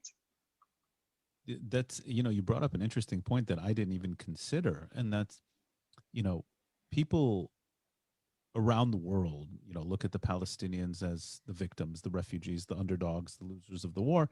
Even I can look at it here and look at it sympathetically and say, yeah, they lost the war. They're refugees. Okay. They were the underdogs. But it's really interesting because you come at it from a perspective of being a Christian from southern Lebanon who was persecuted by the Palestinians when they basically took over southern Lebanon. And that's like a perspective that no one ever, I've certainly never even thought about. I don't think people ever. A micro perspective. We people always promised complexity at the beginning. We did. Yeah. Didn't love we? complexity. People always talk about, saying the Jews were always the, persecuting the victims, and now, now they're the ones persecuting the Palestinians. But here we have a situation where it was like, okay, the Palestinians were persecuted, and then they went and then persecuted someone else, and it's I'm not even trying to get into rights and wrongs here. I'm just just to understand how complex and how things can turn, and how you can be two things can be true at once. And Yeah, this is history. We have to acknowledge it. I find that just fascinating. If you're looking, do you read Arab world media? Do you still follow Lebanese media, social media? Oh yeah, of course. My mom, if I will go now to the living room, my mom will have the LBC or MTV on, like the Lebanese news outlets in Lebanon. She's always like we're always like watching TV series, like Lebanese series on Lebanese news. Even like my mom gets the weather from Lebanon. So she knows if it's gonna rain in Saida more than if it's gonna rain in Tirata Caramel. Yeah, right? Mom, what's the weather tonight? I don't know. I can tell you the weather in Beirut, but not here though. Yeah, not here. So she already like learned how to adjust it to our weather. Yeah. Looking at South Lebanon, basically it's like really close to what's gonna be here, because it's almost the same topographic area with the sea, and Lebanon doesn't have a desert, but the north of Israel is really similar to Lebanon. Very similar. I guess I have two questions here. One is when you're looking around the landscape, the media, the social media, and everything that's happening now with the Abraham Accords the last year, are you starting to get a different sense of how this generation, of how the Arab world is starting to view Israel? Are things changing, or is this just a story that we're telling ourselves here? Oh, I do believe that things are changing. And thank you for the plug-in. I just wrote an article about it for Moshe Dayan Center, about the change of opinion towards Israel in Lebanon in the last few years. So you can see politicians, you can see like reporters that have never like dared to say normalization with Israel in the same sentence without adding occupied territory of Palestine. That was something that is really fresh on Lebanese TV in the last few years. We've heard it before. We've heard it in the 80s when Israel was present there because they were supporting of Israel. But then after a few years and after persecution, they stopped doing that. And now we suddenly see that back on the news. Are you suggesting that that the Abraham Accords are having the ancillary effect of having making Lebanese people think what could be here? We could also enjoy a similar relationship to Israel that the Arab Gulf is enjoying with Israel, and maybe that could bring us benefits that would make life more stable. Taking into consideration the situation now in Lebanon, right? I do believe that Lebanese are thinking the same way, because war only brings destruction and more money to be wasted on, instead of be wasted on helping civilians. Yeah. And today, people in Lebanon are starving. People in Lebanon don't have fuel to drive to their work. The average salary is $42. So it's about like $1.25 for a day, while a Big Mac is $1.50. So they can't even afford to buy something. They should just get paid in Big Macs. That's a good idea. I don't know if a family could bring some food. Like if it's a one Big Mac is enough for like family of four. It's not enough for me. I don't know. It's be enough for a family. I could eat like 2 Big Macs at the same time. Easy. Like a bite from this and then a bite. I mean, our defense secretary, our defense minister, Benny Gantz, publicly offered aid and assistance to Lebanon. How is that perceived in Lebanese public opinion? Does it even register? Do people even pick up on it? So yeah, it reminded them on what happened last August when the explosion in Beirut port happened. Because then Israel offered aid as well. And many of the Lebanese really saw that as a really nice gesture. So on that matter, and that's kind of way of my conclusion to the article that I wrote on the subject, is that it's going to be a bottom-up decision. if the Lebanese people will say to their government, listen, this is what you need to do in order to help us, and in order to be able to stand on your feet again, this is what you're going to do, and you're going to make peace with Israel because this is going to help us out. So it's not going to be in like the UAE that was make a decision by the leadership, and then it kind of went down to the people, and then we started kind of Well, right, sharing. and then not to take the stage or whatever, but then you have like the factor of Hezbollah, which the UAE doesn't have. The UAE can decide, like you just said, the leader can decide that they want to have peace with Israel, and now there's peace with the Israelis, and that's the way it is. In Lebanon, even if the government were to decide, or even if the people from the bottom up were to decide with overwhelming support that this is what they want, you would still have to contend with Nasrallah and with the Iranians, and I would guess that they wouldn't let that go down very, very easily without a fight. That might Oh even be yeah. an impetus for renewed skirmishes of the civil war. Oh yeah, this is what our people are concerned on, what is going on in Lebanon.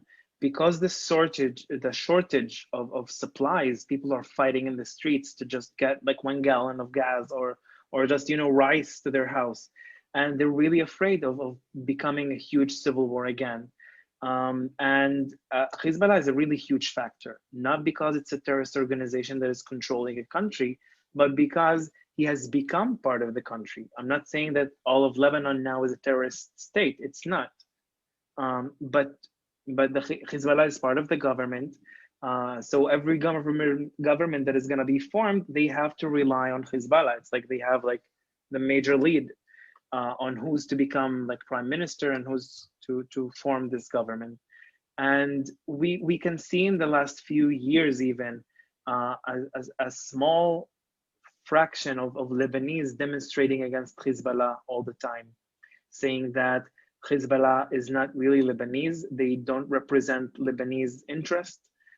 They are an occupiers. They're like Iranian occupation that is happening in Lebanon. So people are starting to understand that now. And we're starting to see few pop-ups of small demonstrations all over social media and even in the streets of Lebanon. Wow. I really hope that it will continue. I really hope that Hassan Nasrallah will understand that he has nothing to look for in Lebanon. Lebanon is not his country. And it's about time to free Lebanon and make it be independent. Does Hezbollah have any popular support among the people, including among the Shia? Their whole narrative, their whole founding was that they were the defenders of Lebanon, or at least the defenders of the Shia. And then you had, they dragged Lebanon into the 2006 war, where it did not end well for most of parts of Beirut and most of southern Lebanon, and we've actually had quiet for the past 15 years on that border. Then you had a situation in which Hezbollah was killing Muslim Arabs in Syria during the civil war. I know they lost a lot of support in the Arab world over that. They had even a split with Hamas over that. But today, is Hezbollah have any kind of public support among any parts of the Lebanese public? Oh, of course, they still do have support from the reason that they're not only a terrorist organization, but they do have a humanitarian side of it. So, for example, they started the way that Hamas is for the Gazans people today. They have like schools, they have building infrastructures, making sure that, bringing supplies to people's houses. So they are acting on these two faces to make sure that they continue to have people's support. And on the other hand, they can do whatever they want towards Israel and use Lebanon as they want. But now people are starting to, when saying people, it's really generalizing, because Lebanon is still split into fractions, religious sides. And so the Christians, the majority of them, depending if they're Maronites or Greek Orthodox or Catholics, so some of them will do speak with Hezbollah just to make sure that their community is out of the picture if something bad is happening and Hezbollah will launch a war inside of Lebanon. So they're still working on these like levels.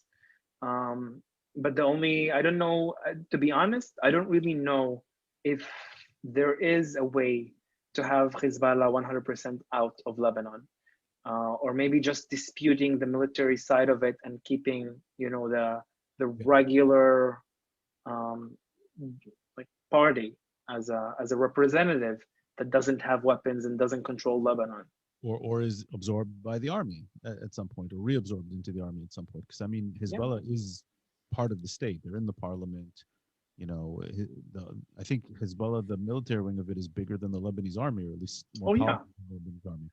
Yeah, it's a terrorist organization that has a state, not a state that has a terrorist organization. Yeah, and to disband them, to disband the 150,000 rockets and the military apparatus is something that might be beyond certainly Lebanon's capabilities. But I want to take this back into Israel.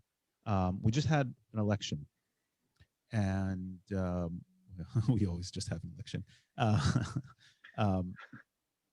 Something historic and fascinating happened in this election, and that's for the first time. It's actually not the first time. We learned in the last podcast, but it basically the first time an Israeli Arab political party joined and backed the governing coalition. And it's not just any party; it's the conservative Islamist party. What are your thoughts on that? What are your thoughts on the involvement of an Israeli Arab party in a government, and specifically this party? So I'm really split in this matter, because I really don't like Mansour Abbas or his political party because of their extremism. But on the other hand, I have to say kudos on being, in a way, pragmatic and understanding that this is what he needs to do for the Arabic community in Israel, because he read the Arabic society in a right way. Because the Arabic society is sick of standing aside and never being part of the political game. They go vote, some of them, boycott the elections, but when they go vote, they want their representative to actually be supportive of something and make a change and bring them some successful things to their own societies. The Arabic community in Israel is suffering from huge violence for the last few years in the Arabic street. The education in the Arab villages is way worse than the most of the education in Israel. Same thing on occupations. The occupation is not the military not occupation. that occupation. the other. Like job. You said the occupation. Oh, now I'm dead in the You're still welcome here. It's okay. in the pro-Israeli. Just hold up that mug again, and then you'll be redeemed. Yeah, exactly. Yeah. The occupation of. So this is something that this is what they are concerned about, and not what goes on in Judea and Samaria or what goes on in Gaza. And I think they this time they voted because they knew that there is something different. Mansour Abbas even said that it was wrong to vote against the peace agreement with the UAE and Bahrain. The Arab political parties voted against, 14 votes against the peace agreements with Arab countries. Yeah. And this is something that made us all crazy here, because this is your opportunity to make connections, to bring here jobs to the Arab street, to be the bridge of this peace agreement. You speak Arabic, they speak Arabic, you speak Hebrew as well, so you can use that for business and successful and prosperity. So a lot of people were sick of that, and they really wanted something new, something fresh. So they said, let's go with Mansour Abbas. And he decided to go with what his voters sent him to do. I still don't really know what to think about it in a political way, and the way that I think of Israel and Israeli politics in general. But I do believe that if this will be successful, it will help us change for better the situation between Jews and Arabs in Israel, because we are having a huge gap. Right, there's a lot of mistrust between these communities. And I think that up until now, we've had to talk about it in the abstract in terms of, the impact of having that sort of a coalition exist in Israel for the, realistically, let's call it like it really is. The first time that's ever really mattered. But he's going to have to, put his money where his mouth is. He's going to have to actually impact policy decisions that will be perceived as, an improvement for his voters. And the question is yet to be seen: is he able to actually do that? And I'm an optimist. I'd like to see that he's able to do it. And maybe I'm just not well read into what's been going on until now. But there's a lot of areas, like you said before, that have very, very serious, deep problems. That it's almost just like pick one. Let's just start. You got to start somewhere. And I don't know where he would choose to start, but I hope, for everybody's sake, that he'll choose one that is not only necessary but also is very well.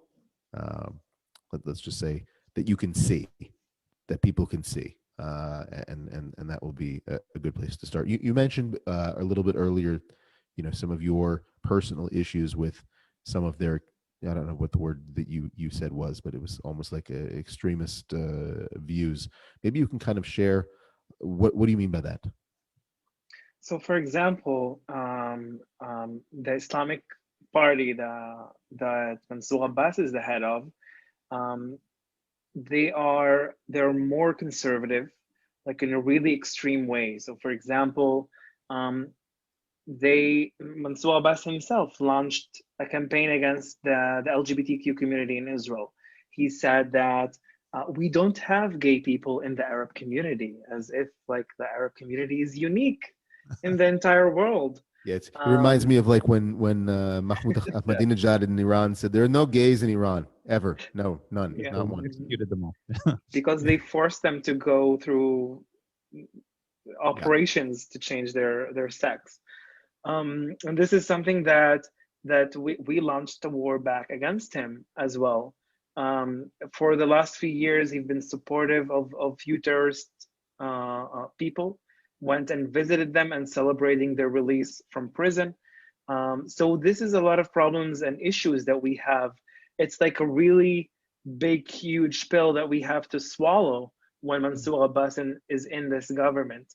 And Do you think that maybe he can be impacted by his participation now in the government, that in order to remain relevant, he'll have to moderate some of those views? so this is something that is really new to the Israeli government, is that he decided to say that he will never support any LGBTQ plus laws as part of the government, but he will not prevent the government from talking about it. What's the plus? You said plus? Oh, there's many other letters in that I can forget. So instead of saying all the letters, you just say the word plus. Okay. Yeah, there's like Come on, Dan. 15 letters. It took me so long to learn like all those letters. Now you're telling me there's more. If more. our Get with the listeners, program. if our listeners didn't pick up on this, and we're not saying this, you're part of this, the LGBTQ plus community. Yes.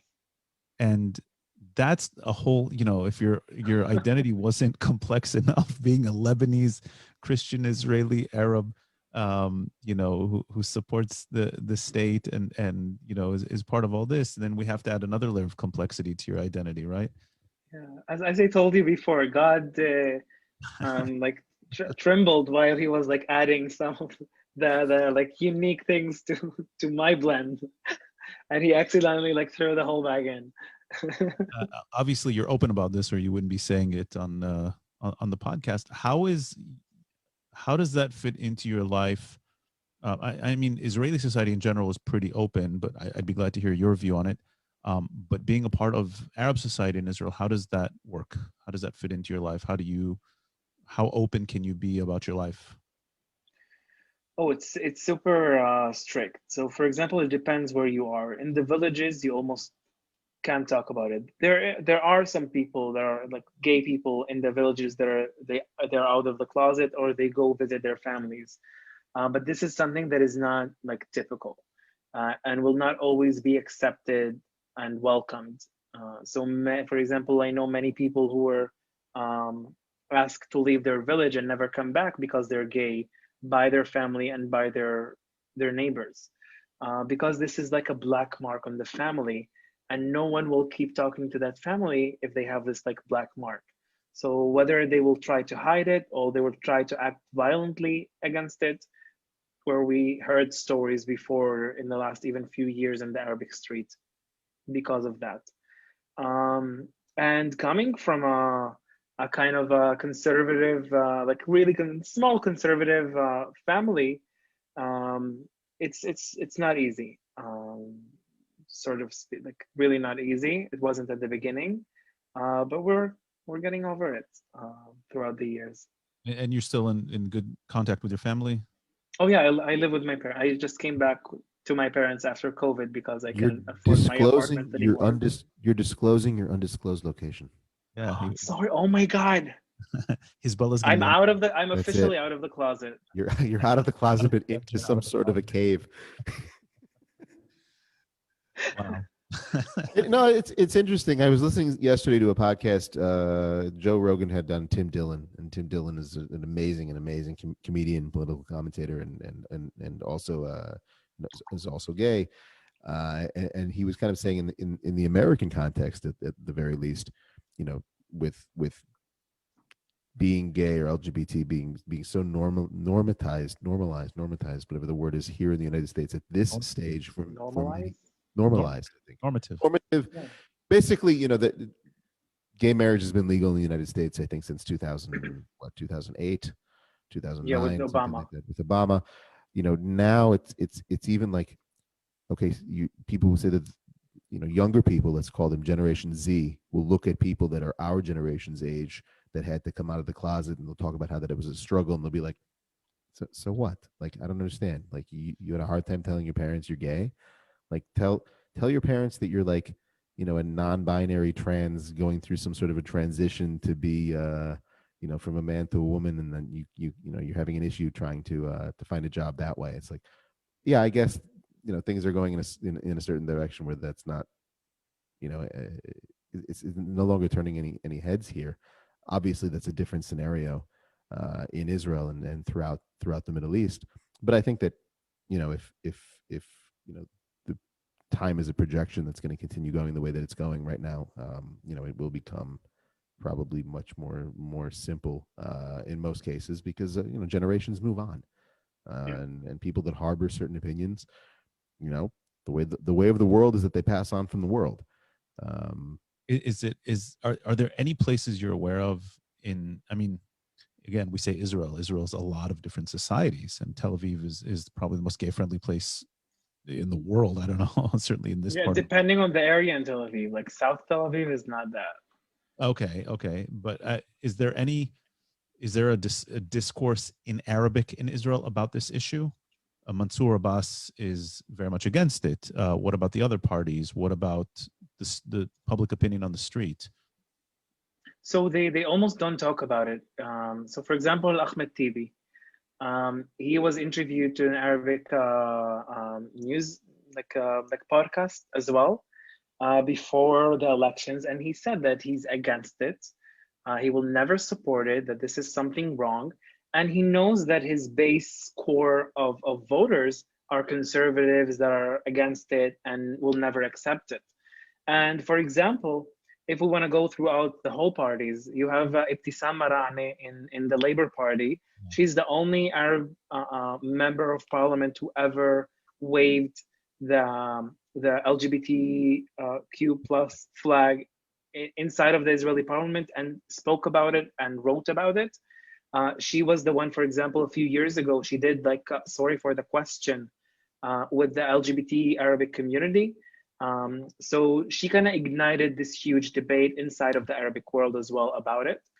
We have the representative in Meretz party, where she, before the elections, she had a comment saying that she's gonna not vote no matter what on the subject of the LGBTQ community, because she knows that the community that she comes from is conservative and not welcoming to that subject. So this is like a red line not to cross.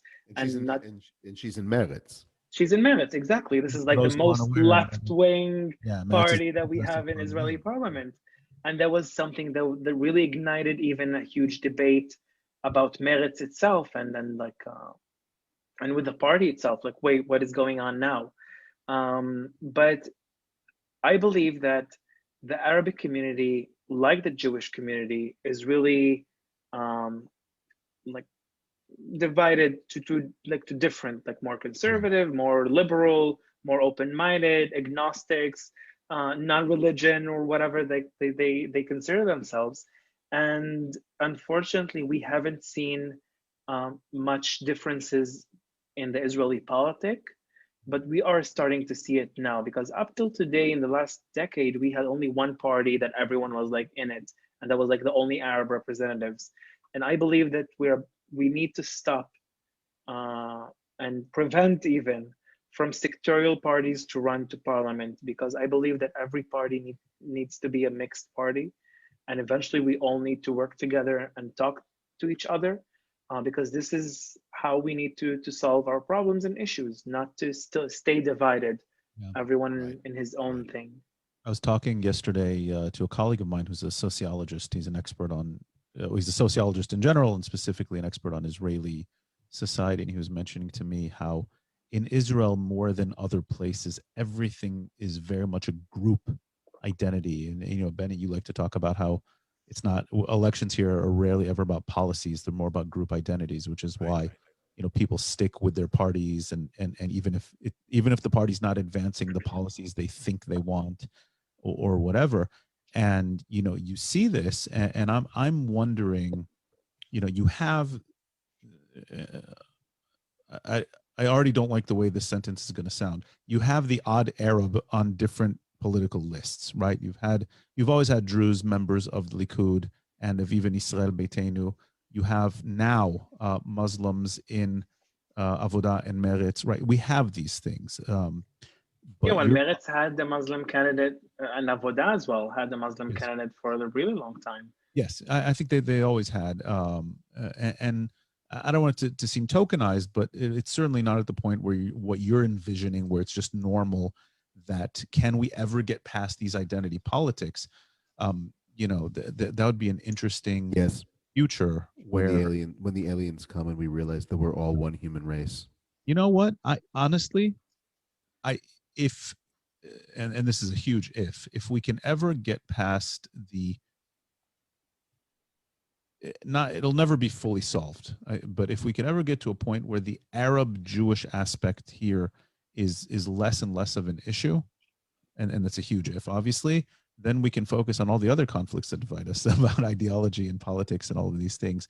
And then you can imagine situations where we're divided on our ideas and not just on our identities, which is a really weird twist on a, like a Martin Luther King type speech. I have a dream. I had a dream where we judge each other by what we say. By what we in wear, Israel, and not it'll be like, do you like Amba or not? like fashion police with Joan Rivers. Well, you were going to wear a much more exciting shirt for this lecture, and then you decided not to. Benny has the role on that. Where did I want to take this? I totally forgot now. I was distracted. Fighting because of ideas and not because of it. Yeah, no, my kids walked in 3 times because they were fighting in the other room, and while I'm trying to do this. They're fighting about their differences. They're fighting about sharing the couch, much like the. No, I remember what I was going to say now. What you're talking about is it's interesting, and you know, are we going to a place where our identities, even among the more conservative parts of society, I guess maybe we could call it an Israelization of the Arab society in Israel to an extent, where people, you said it used to be one party, and why does it have to be one party that all Arabs have to vote for, right? If I'm recalling that part of the conversation, can we be going? Are we going to a place where you're getting less of a tribal and more of an individualist thing? And I'm sorry to be taking it back to the whole UAE thing, but one of the things that has been fascinating me on my interactions with different, and again, literally people from all over the Arab world and the Muslim world who live in the UAE, because it's such an advanced society, that you're seeing there. I'm noticing it, at least, and I'm curious if it's coming here also, and maybe it's just a result of social progression and higher socioeconomic status, that you're able to transcend these tribal identities, right? You're able to be like, okay, we're not just Israeli Arabs anymore. Now we're this and this and this, and then you can transcend the tribal identity and get into being more individualistic, more, I'm this person, I have these ideas, and I don't need to stand with this group just because I was born into the group.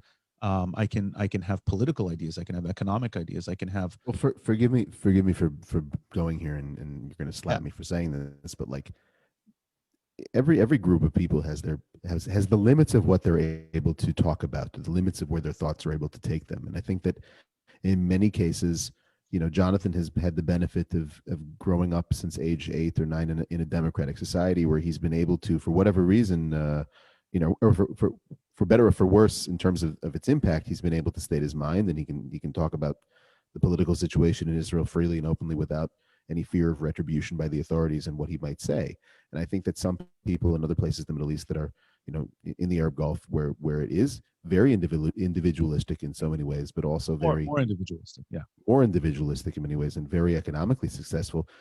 We're human beings. We have political opinions about what's going on in our countries, and I think that in that kind of a society, you can't utter your political opinions if they don't jive with the approved narrative that's coming out of the government. So that also probably has an impact on how one's individuality is able to develop. Sure. I mean, is that the trend? Is that? Yeah, the Arab society in Israel are still a tribal society. So for example, the Bedouins in the south, they will, for example, have, I know a friend of mine that had this experience. Suddenly when he went to Tel Aviv University, he started discovering some things in history lessons that he was never taught before, about the partition plan, about, Israel's independence, who started the war, what were the casualties, what happened to the Arabs, to the Jews in the Arab world, and how they were forced to flee. So that was something that he was, first of all, discovered to when he was 18, 19 years old, and he grew up in Israel.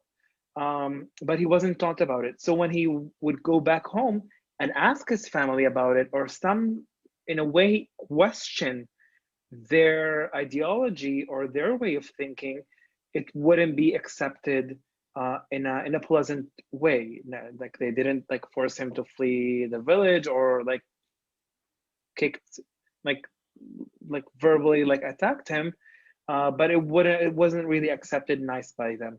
And it's really happening in almost every village. They always have who's the majority, the tribal people that will act, okay, everyone in this family, you're gonna vote for this person or this party. And that's how it works. And unfortunately, not unfortunately, I do believe that we are in steps to becoming more individualists, like the Jewish community in Israel, like every Western community around the world, and even in the UAE and other places, where we will be able to discuss. So for example, yes, we do live in a democratic state where they don't arrest me if I go and criticize the government, but the society itself is not necessarily democratic or allows these kind of ideas to be presented. That's why, for example, when I write about my own opinions and ideas, sometimes the only thing that I will get from the Arab, followers is just a curse, not even some sort of a debate on what they think about it. They will just curse me because I think differently, and that's it. And this is something that I'm starting to see this change.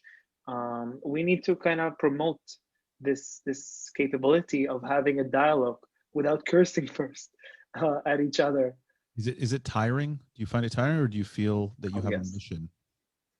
And I thank God for COVID. No, I'm kidding. Because for a year and a half, I really had time to reflect on the things that I did and what I want to do in the future. Because these 3 years of me operating the Minorities Project, being every other week almost in the States, leading a different delegation for about 3 years to more than 30 delegations, it was really exhausting. Having to face like cruelty from other people, calling me not just names, but almost like physically trying to attack me. It takes a lot of energy. It takes a lot of courage. It takes a lot of energy, and I do have the courage, but sometimes I don't have the energy enough for Yeah. it. I totally hear you, and you know, Benny and I on this show, I mean, thankfully we get to choose who our guests are, and we don't have to interact with our listeners. Dictators. But Although we would love to interact with our listeners if we they, would no, well, the ones who no, the people who come to a podcast, you don't have protesters on a podcast, you know. no. Yeah, please email me on Yeah. like letters to the system. No, but it's tiring, you know. Benny and I feel like we're stuck in this place. Nuance is a hard place to be, right? And we feel like we're always stuck in this place where, on the one hand, we're trying to, you know, not necessarily on this show, but as individuals, we each do this in a different way. We're trying to, like we talked about, defend Israel because it's being delegitimized. On the other hand, we feel like there are problematic trends in Israel that we're trying to, you know, have a conversation with Israeli society. So you feel like you're one person trying to have two different conversations, and it takes courage, and it takes, you know, a lot of energy. It takes a lot of energy to walk this path, Yeah, and a lot of you know, energy. so good for you for doing it. You know, you're a complicated person, like you said. God dumped all the ingredients in and and did that. Are you hopeful about your personal future in Israel? Oh yeah, this is something that I always keep in mind. Like I'm always hopeful.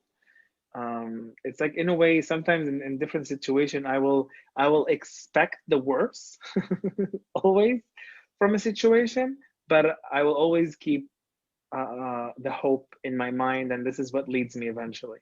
If I didn't have any hope that my actions or the words that I'm saying or the things that I'm doing will not change someone's mind, or not only change his mind but make him think more about it, I wouldn't have done what I've did, and I wouldn't have put so much energy and effort on it. And so hope is always there, and hope will always. Yeah, now I feel like I'm convinced, by the way, that, you know, I forget which one of you said this earlier, but when people are exposed to the truth, and when people are engaged in conversation, it's hard to do over mass media, but, you know, again, that's why we started the show. When people are engaged in a way, and when you're able to get past the anger or the fear, and they usually go together, and have this conversation, you know, you can reach, you really can convince people that, you know, to soften their positions, to think about new things, and it takes time, and it's tiring, but it works. You know, people, at the end of the day, we're all people, and this is kind of one of the things that really was reinforced in me with the Abraham Accords throughout the whole region. People that are, we have listeners, not I mean, we have listeners literally throughout every country in the Middle East, and it's so encouraging that people are willing to listen to this show called Nuanced, and to listen, to just listen, and it's not a short show. You know, every episode is is 2+ yeah. hours. So I'm convinced by that. I'm convinced. I'm encouraged by the things you're saying. I'm encouraged by the conversations I've had, and people are met. That at the end of the day, we're all people that have been shaped by our surroundings. We've been shaped by, you know, what has been fed to us throughout generations.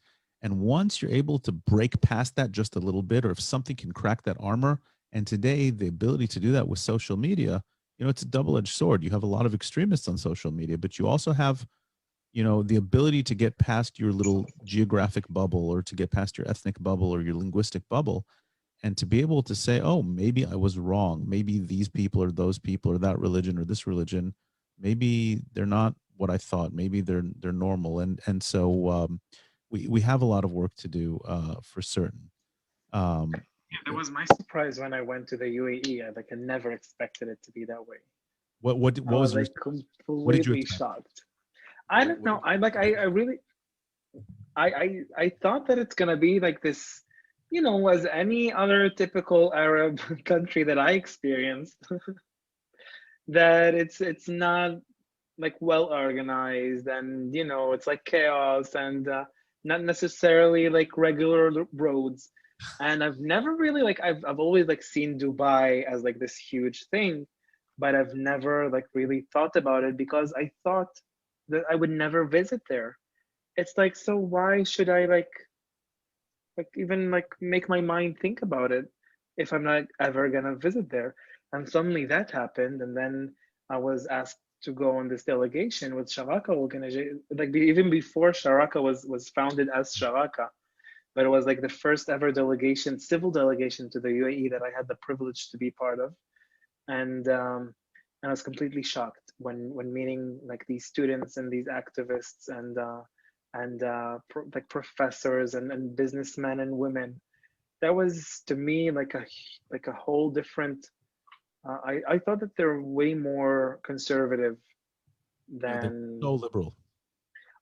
that's what caught me Shocking. like It's the shocking most. how liberal That's and pluralistic they are. Yeah. And that I was I like can't wait. prejudiced about it. And I can't wait. And I've said this to Dan many times.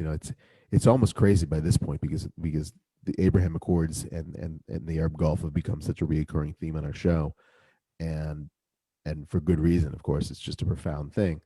But it's crazy that every single episode where we're talking about it, we're in this sort of weird vacuum type period where it's all, in terms of the people going and seeing each other, it's all one way. It's, Yeah. with the exception of that one delegation that came back. I don't remember, Dan. It was last December or Hanukkah. earlier. It was on Hanukkah. Yeah, I know it's all Israelis going to the Gulf and not the other way. And Yeah, because of someone COVID. who works, we didn't talk about this, Jonathan. I work in tourism, and I understand the transformative power that tourism can have. For me, it will become a legit thing. I know it's legit, but it will be very, very legit when I start seeing numbers of people from the Gulf visiting Israel, and to see, is it just a curious sort of a thing? Is it sort of a fluke thing? Or is it, obviously Israelis are very excited about the opportunity to visit the Gulf. I want to know if they're also excited about visiting Israel, and I want to see how they and in what numbers they come to Israel and experience Israel, and to really see that it's, beyond the presence on social media that we're all able to see. And I hope that they do. And I know I that think we Shirach, should launch a campaign. I would love to launch Like, hey, a campaign. do you want to come to Israel? Like, it's hot here, but it's still 20 degrees less than Yeah, it it's is at less your hot place. than you. I didn't mention this. I was there in early June, and it was 50 degrees and humid. For our American 50? audience, Dan, what is that? 50 degrees Celsius, Like 300. 120 degrees Fahrenheit with high Oh my humidity. God. And that was only early June. I've never experienced anything like this. It was shocking. Like, that level of heat I've never experienced in my life. It was shocking. Ever since I came back, even when it gets like into the mid 30s here, which is pretty hot, I'm like, it's not that bad. Yeah, not bad. Benny, I'm convinced they will come here. We have to keep in mind there are only 1 million people. The Yeah, rest of the country are. So what? So there are 1 million people. You realize how many people come to Israel from Central European countries that are also very low population? But I mean, Central we European don't see countries it. are bigger. I mean, the I US think They're we bigger. could more judge population. it after COVID. We'll see it after COVID. I know that they're just 1 million people, but it's also another destination that's nearby for them. Yeah. So there is. I'm sure they're going to come here. I'm sure they're going to come here. I'm sure they're going to visit. It's a different atmosphere. The ones I've met are excited. They're super curious. A lot of people learning Hebrew, watching Israeli television, connecting to Israeli music. I think, and they know the Mediterranean because they do travel around the Mediterranean. So I think, I have a feeling they'll come here, and I hope. I guess to clarify what I mean, I don't expect them to come in the numbers that Israelis have been going to there. I No, think that there's also only 19,000 Israelis went to the UAE since the peace agreement. it's This is a the official bubble. numbers. Yeah, it's 200,000. No, a seriously different That's number. the statistics I saw. they just like published one like 2 days ago, and they said 19,000. No, We'll have Maybe to in 1 check it. month. No, It no. could be Since the Abraham Accords were signed, 200,000 Israelis have visited the UAE. Really? during COVID. Yeah, Yeah, because it We'll was the find. only green country yeah. that 'Cause it was you're green. allowed to visit. Yeah. So It was basically, green. the Israeli government forced you to fly only to Dubai Pretty in the much. So first few I months. want to check those numbers, but I obviously don't expect the numbers to be the same going the other direction, both because of the fact that it's a smaller population of people, and because Israel's only going to let people come into Israel like that after Dubai and after the UAE is considered a much more safe country COVID wise, which may be after COVID really dies down. So it could be that that'll have an impact too. But what I would like to see is that the people that do come here, in whatever numbers they are, aren't all on some sort of a delegation. That they're coming here of their own, Yeah. because they just decided that Israel was an interesting place and they wanted to check it out. They wanted to come and see it, and they wanted to do business here, or they wanted to go and have a vacation, or they wanted to meet friends, or whatever it might be. That they're not being escorted to be here. Sure. Because And I I guess think, real tourism is individuals. yeah. I'm curious, Jonathan, just to conclude, and we can wrap up with this. Where can I in Israel get kibanaya? What? Where can I find kibanaya to eat? Ah, kibini. See, I mispronounce everything. Dan didn't correct me though, so maybe he didn't know either. I don't Yeah. know. At my place. My mom Because makes the best kibini. I've never seen that in any menu, and I've had it here in Yeah. America. And it's friggin' awesome. Where is the best Lebanese food in Israel? If you had to point us? Well, if you want the best knafe, Lebanese knafe, Yes. it's not a regular knafe because it comes inside of this small purse made out of like kak, Lebanese kak. It's like a bread. Yeah. So it's like a knafe inside of a bread. And the woman that makes it is Farah Raslan. She's a Lebanese chef here in Israel. She participated in MasterChef. Are you writing? And she has a place in Agama Khula, in next to Kiryat Shmona.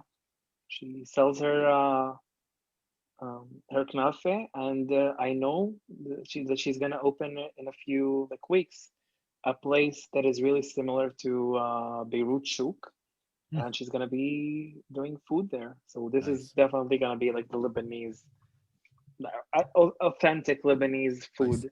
I in see a Israel. culinary episode where we go on the road in our future here. You'll have to take us on a culinary Of tour course. of food of northern Oh yeah, Israel. I love. There is some few actually former Lebanese, not part of the South Lebanon Army, but like they came here in the 80s and 90s.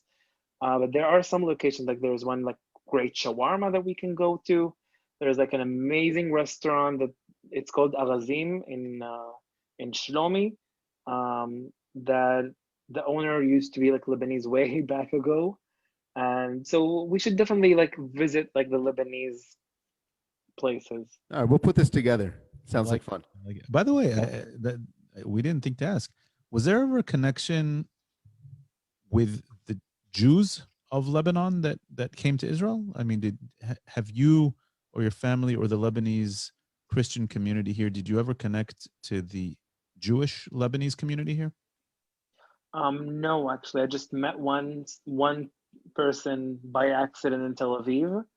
I was going like with a person like interviewing people, and then he said like, well, I was originally from Lebanon, and then suddenly we like started talking Lebanese Arabic, and I met actually few of the Jewish Lebanese society in Miami. That was like nice, and in Tampa, in Florida, that was like super exciting. We had some at the shul, at the synagogue I used to go to in outside of Washington D.C. There's also a Lebanese Jewish community. Fantastic. Well, if people want to reach out to you, if people want to follow you, if people want to invite you to lecture, how can they find you? How can they reach you? Well, on my Twitter, with the handle Jonathan _ELK, and on my Facebook by my name, Jonathan Elkhoury. Fantastic. And we'll put those on the show notes of the podcast. So for those of you who are watching on Facebook Live, there will be an audio podcast. It'll go live tomorrow. And then on the show notes, you can find ways to get a hold of Jonathan. We thank you. This has been fascinating. Really fascinating and absolute pleasure to speak with you. Yeah, thank you as well for having me. I'm like really, I didn't expect that it was already 2 hours. Everyone says It that. goes by quickly. Yeah, I was like, okay, what are we gonna talk about like in 2 hours? Exactly. Good. So So, thank you, Benny and Dan, for having me. It was like really exciting, and I think next time we'll definitely do the food. it sounds food good. No, tour. we're not saying that like facetiously. We're going to actually make that happen. We're going to You're have gonna Oh see yeah, it. yeah. follow-up episode. I had It's a definitely food taking show, place on the road. so I could definitely do that. Done times. deal. I'm looking for a good halloumi because I'll only eat kosher Um, shawarma, but if you can find some good halloumi and some, you know.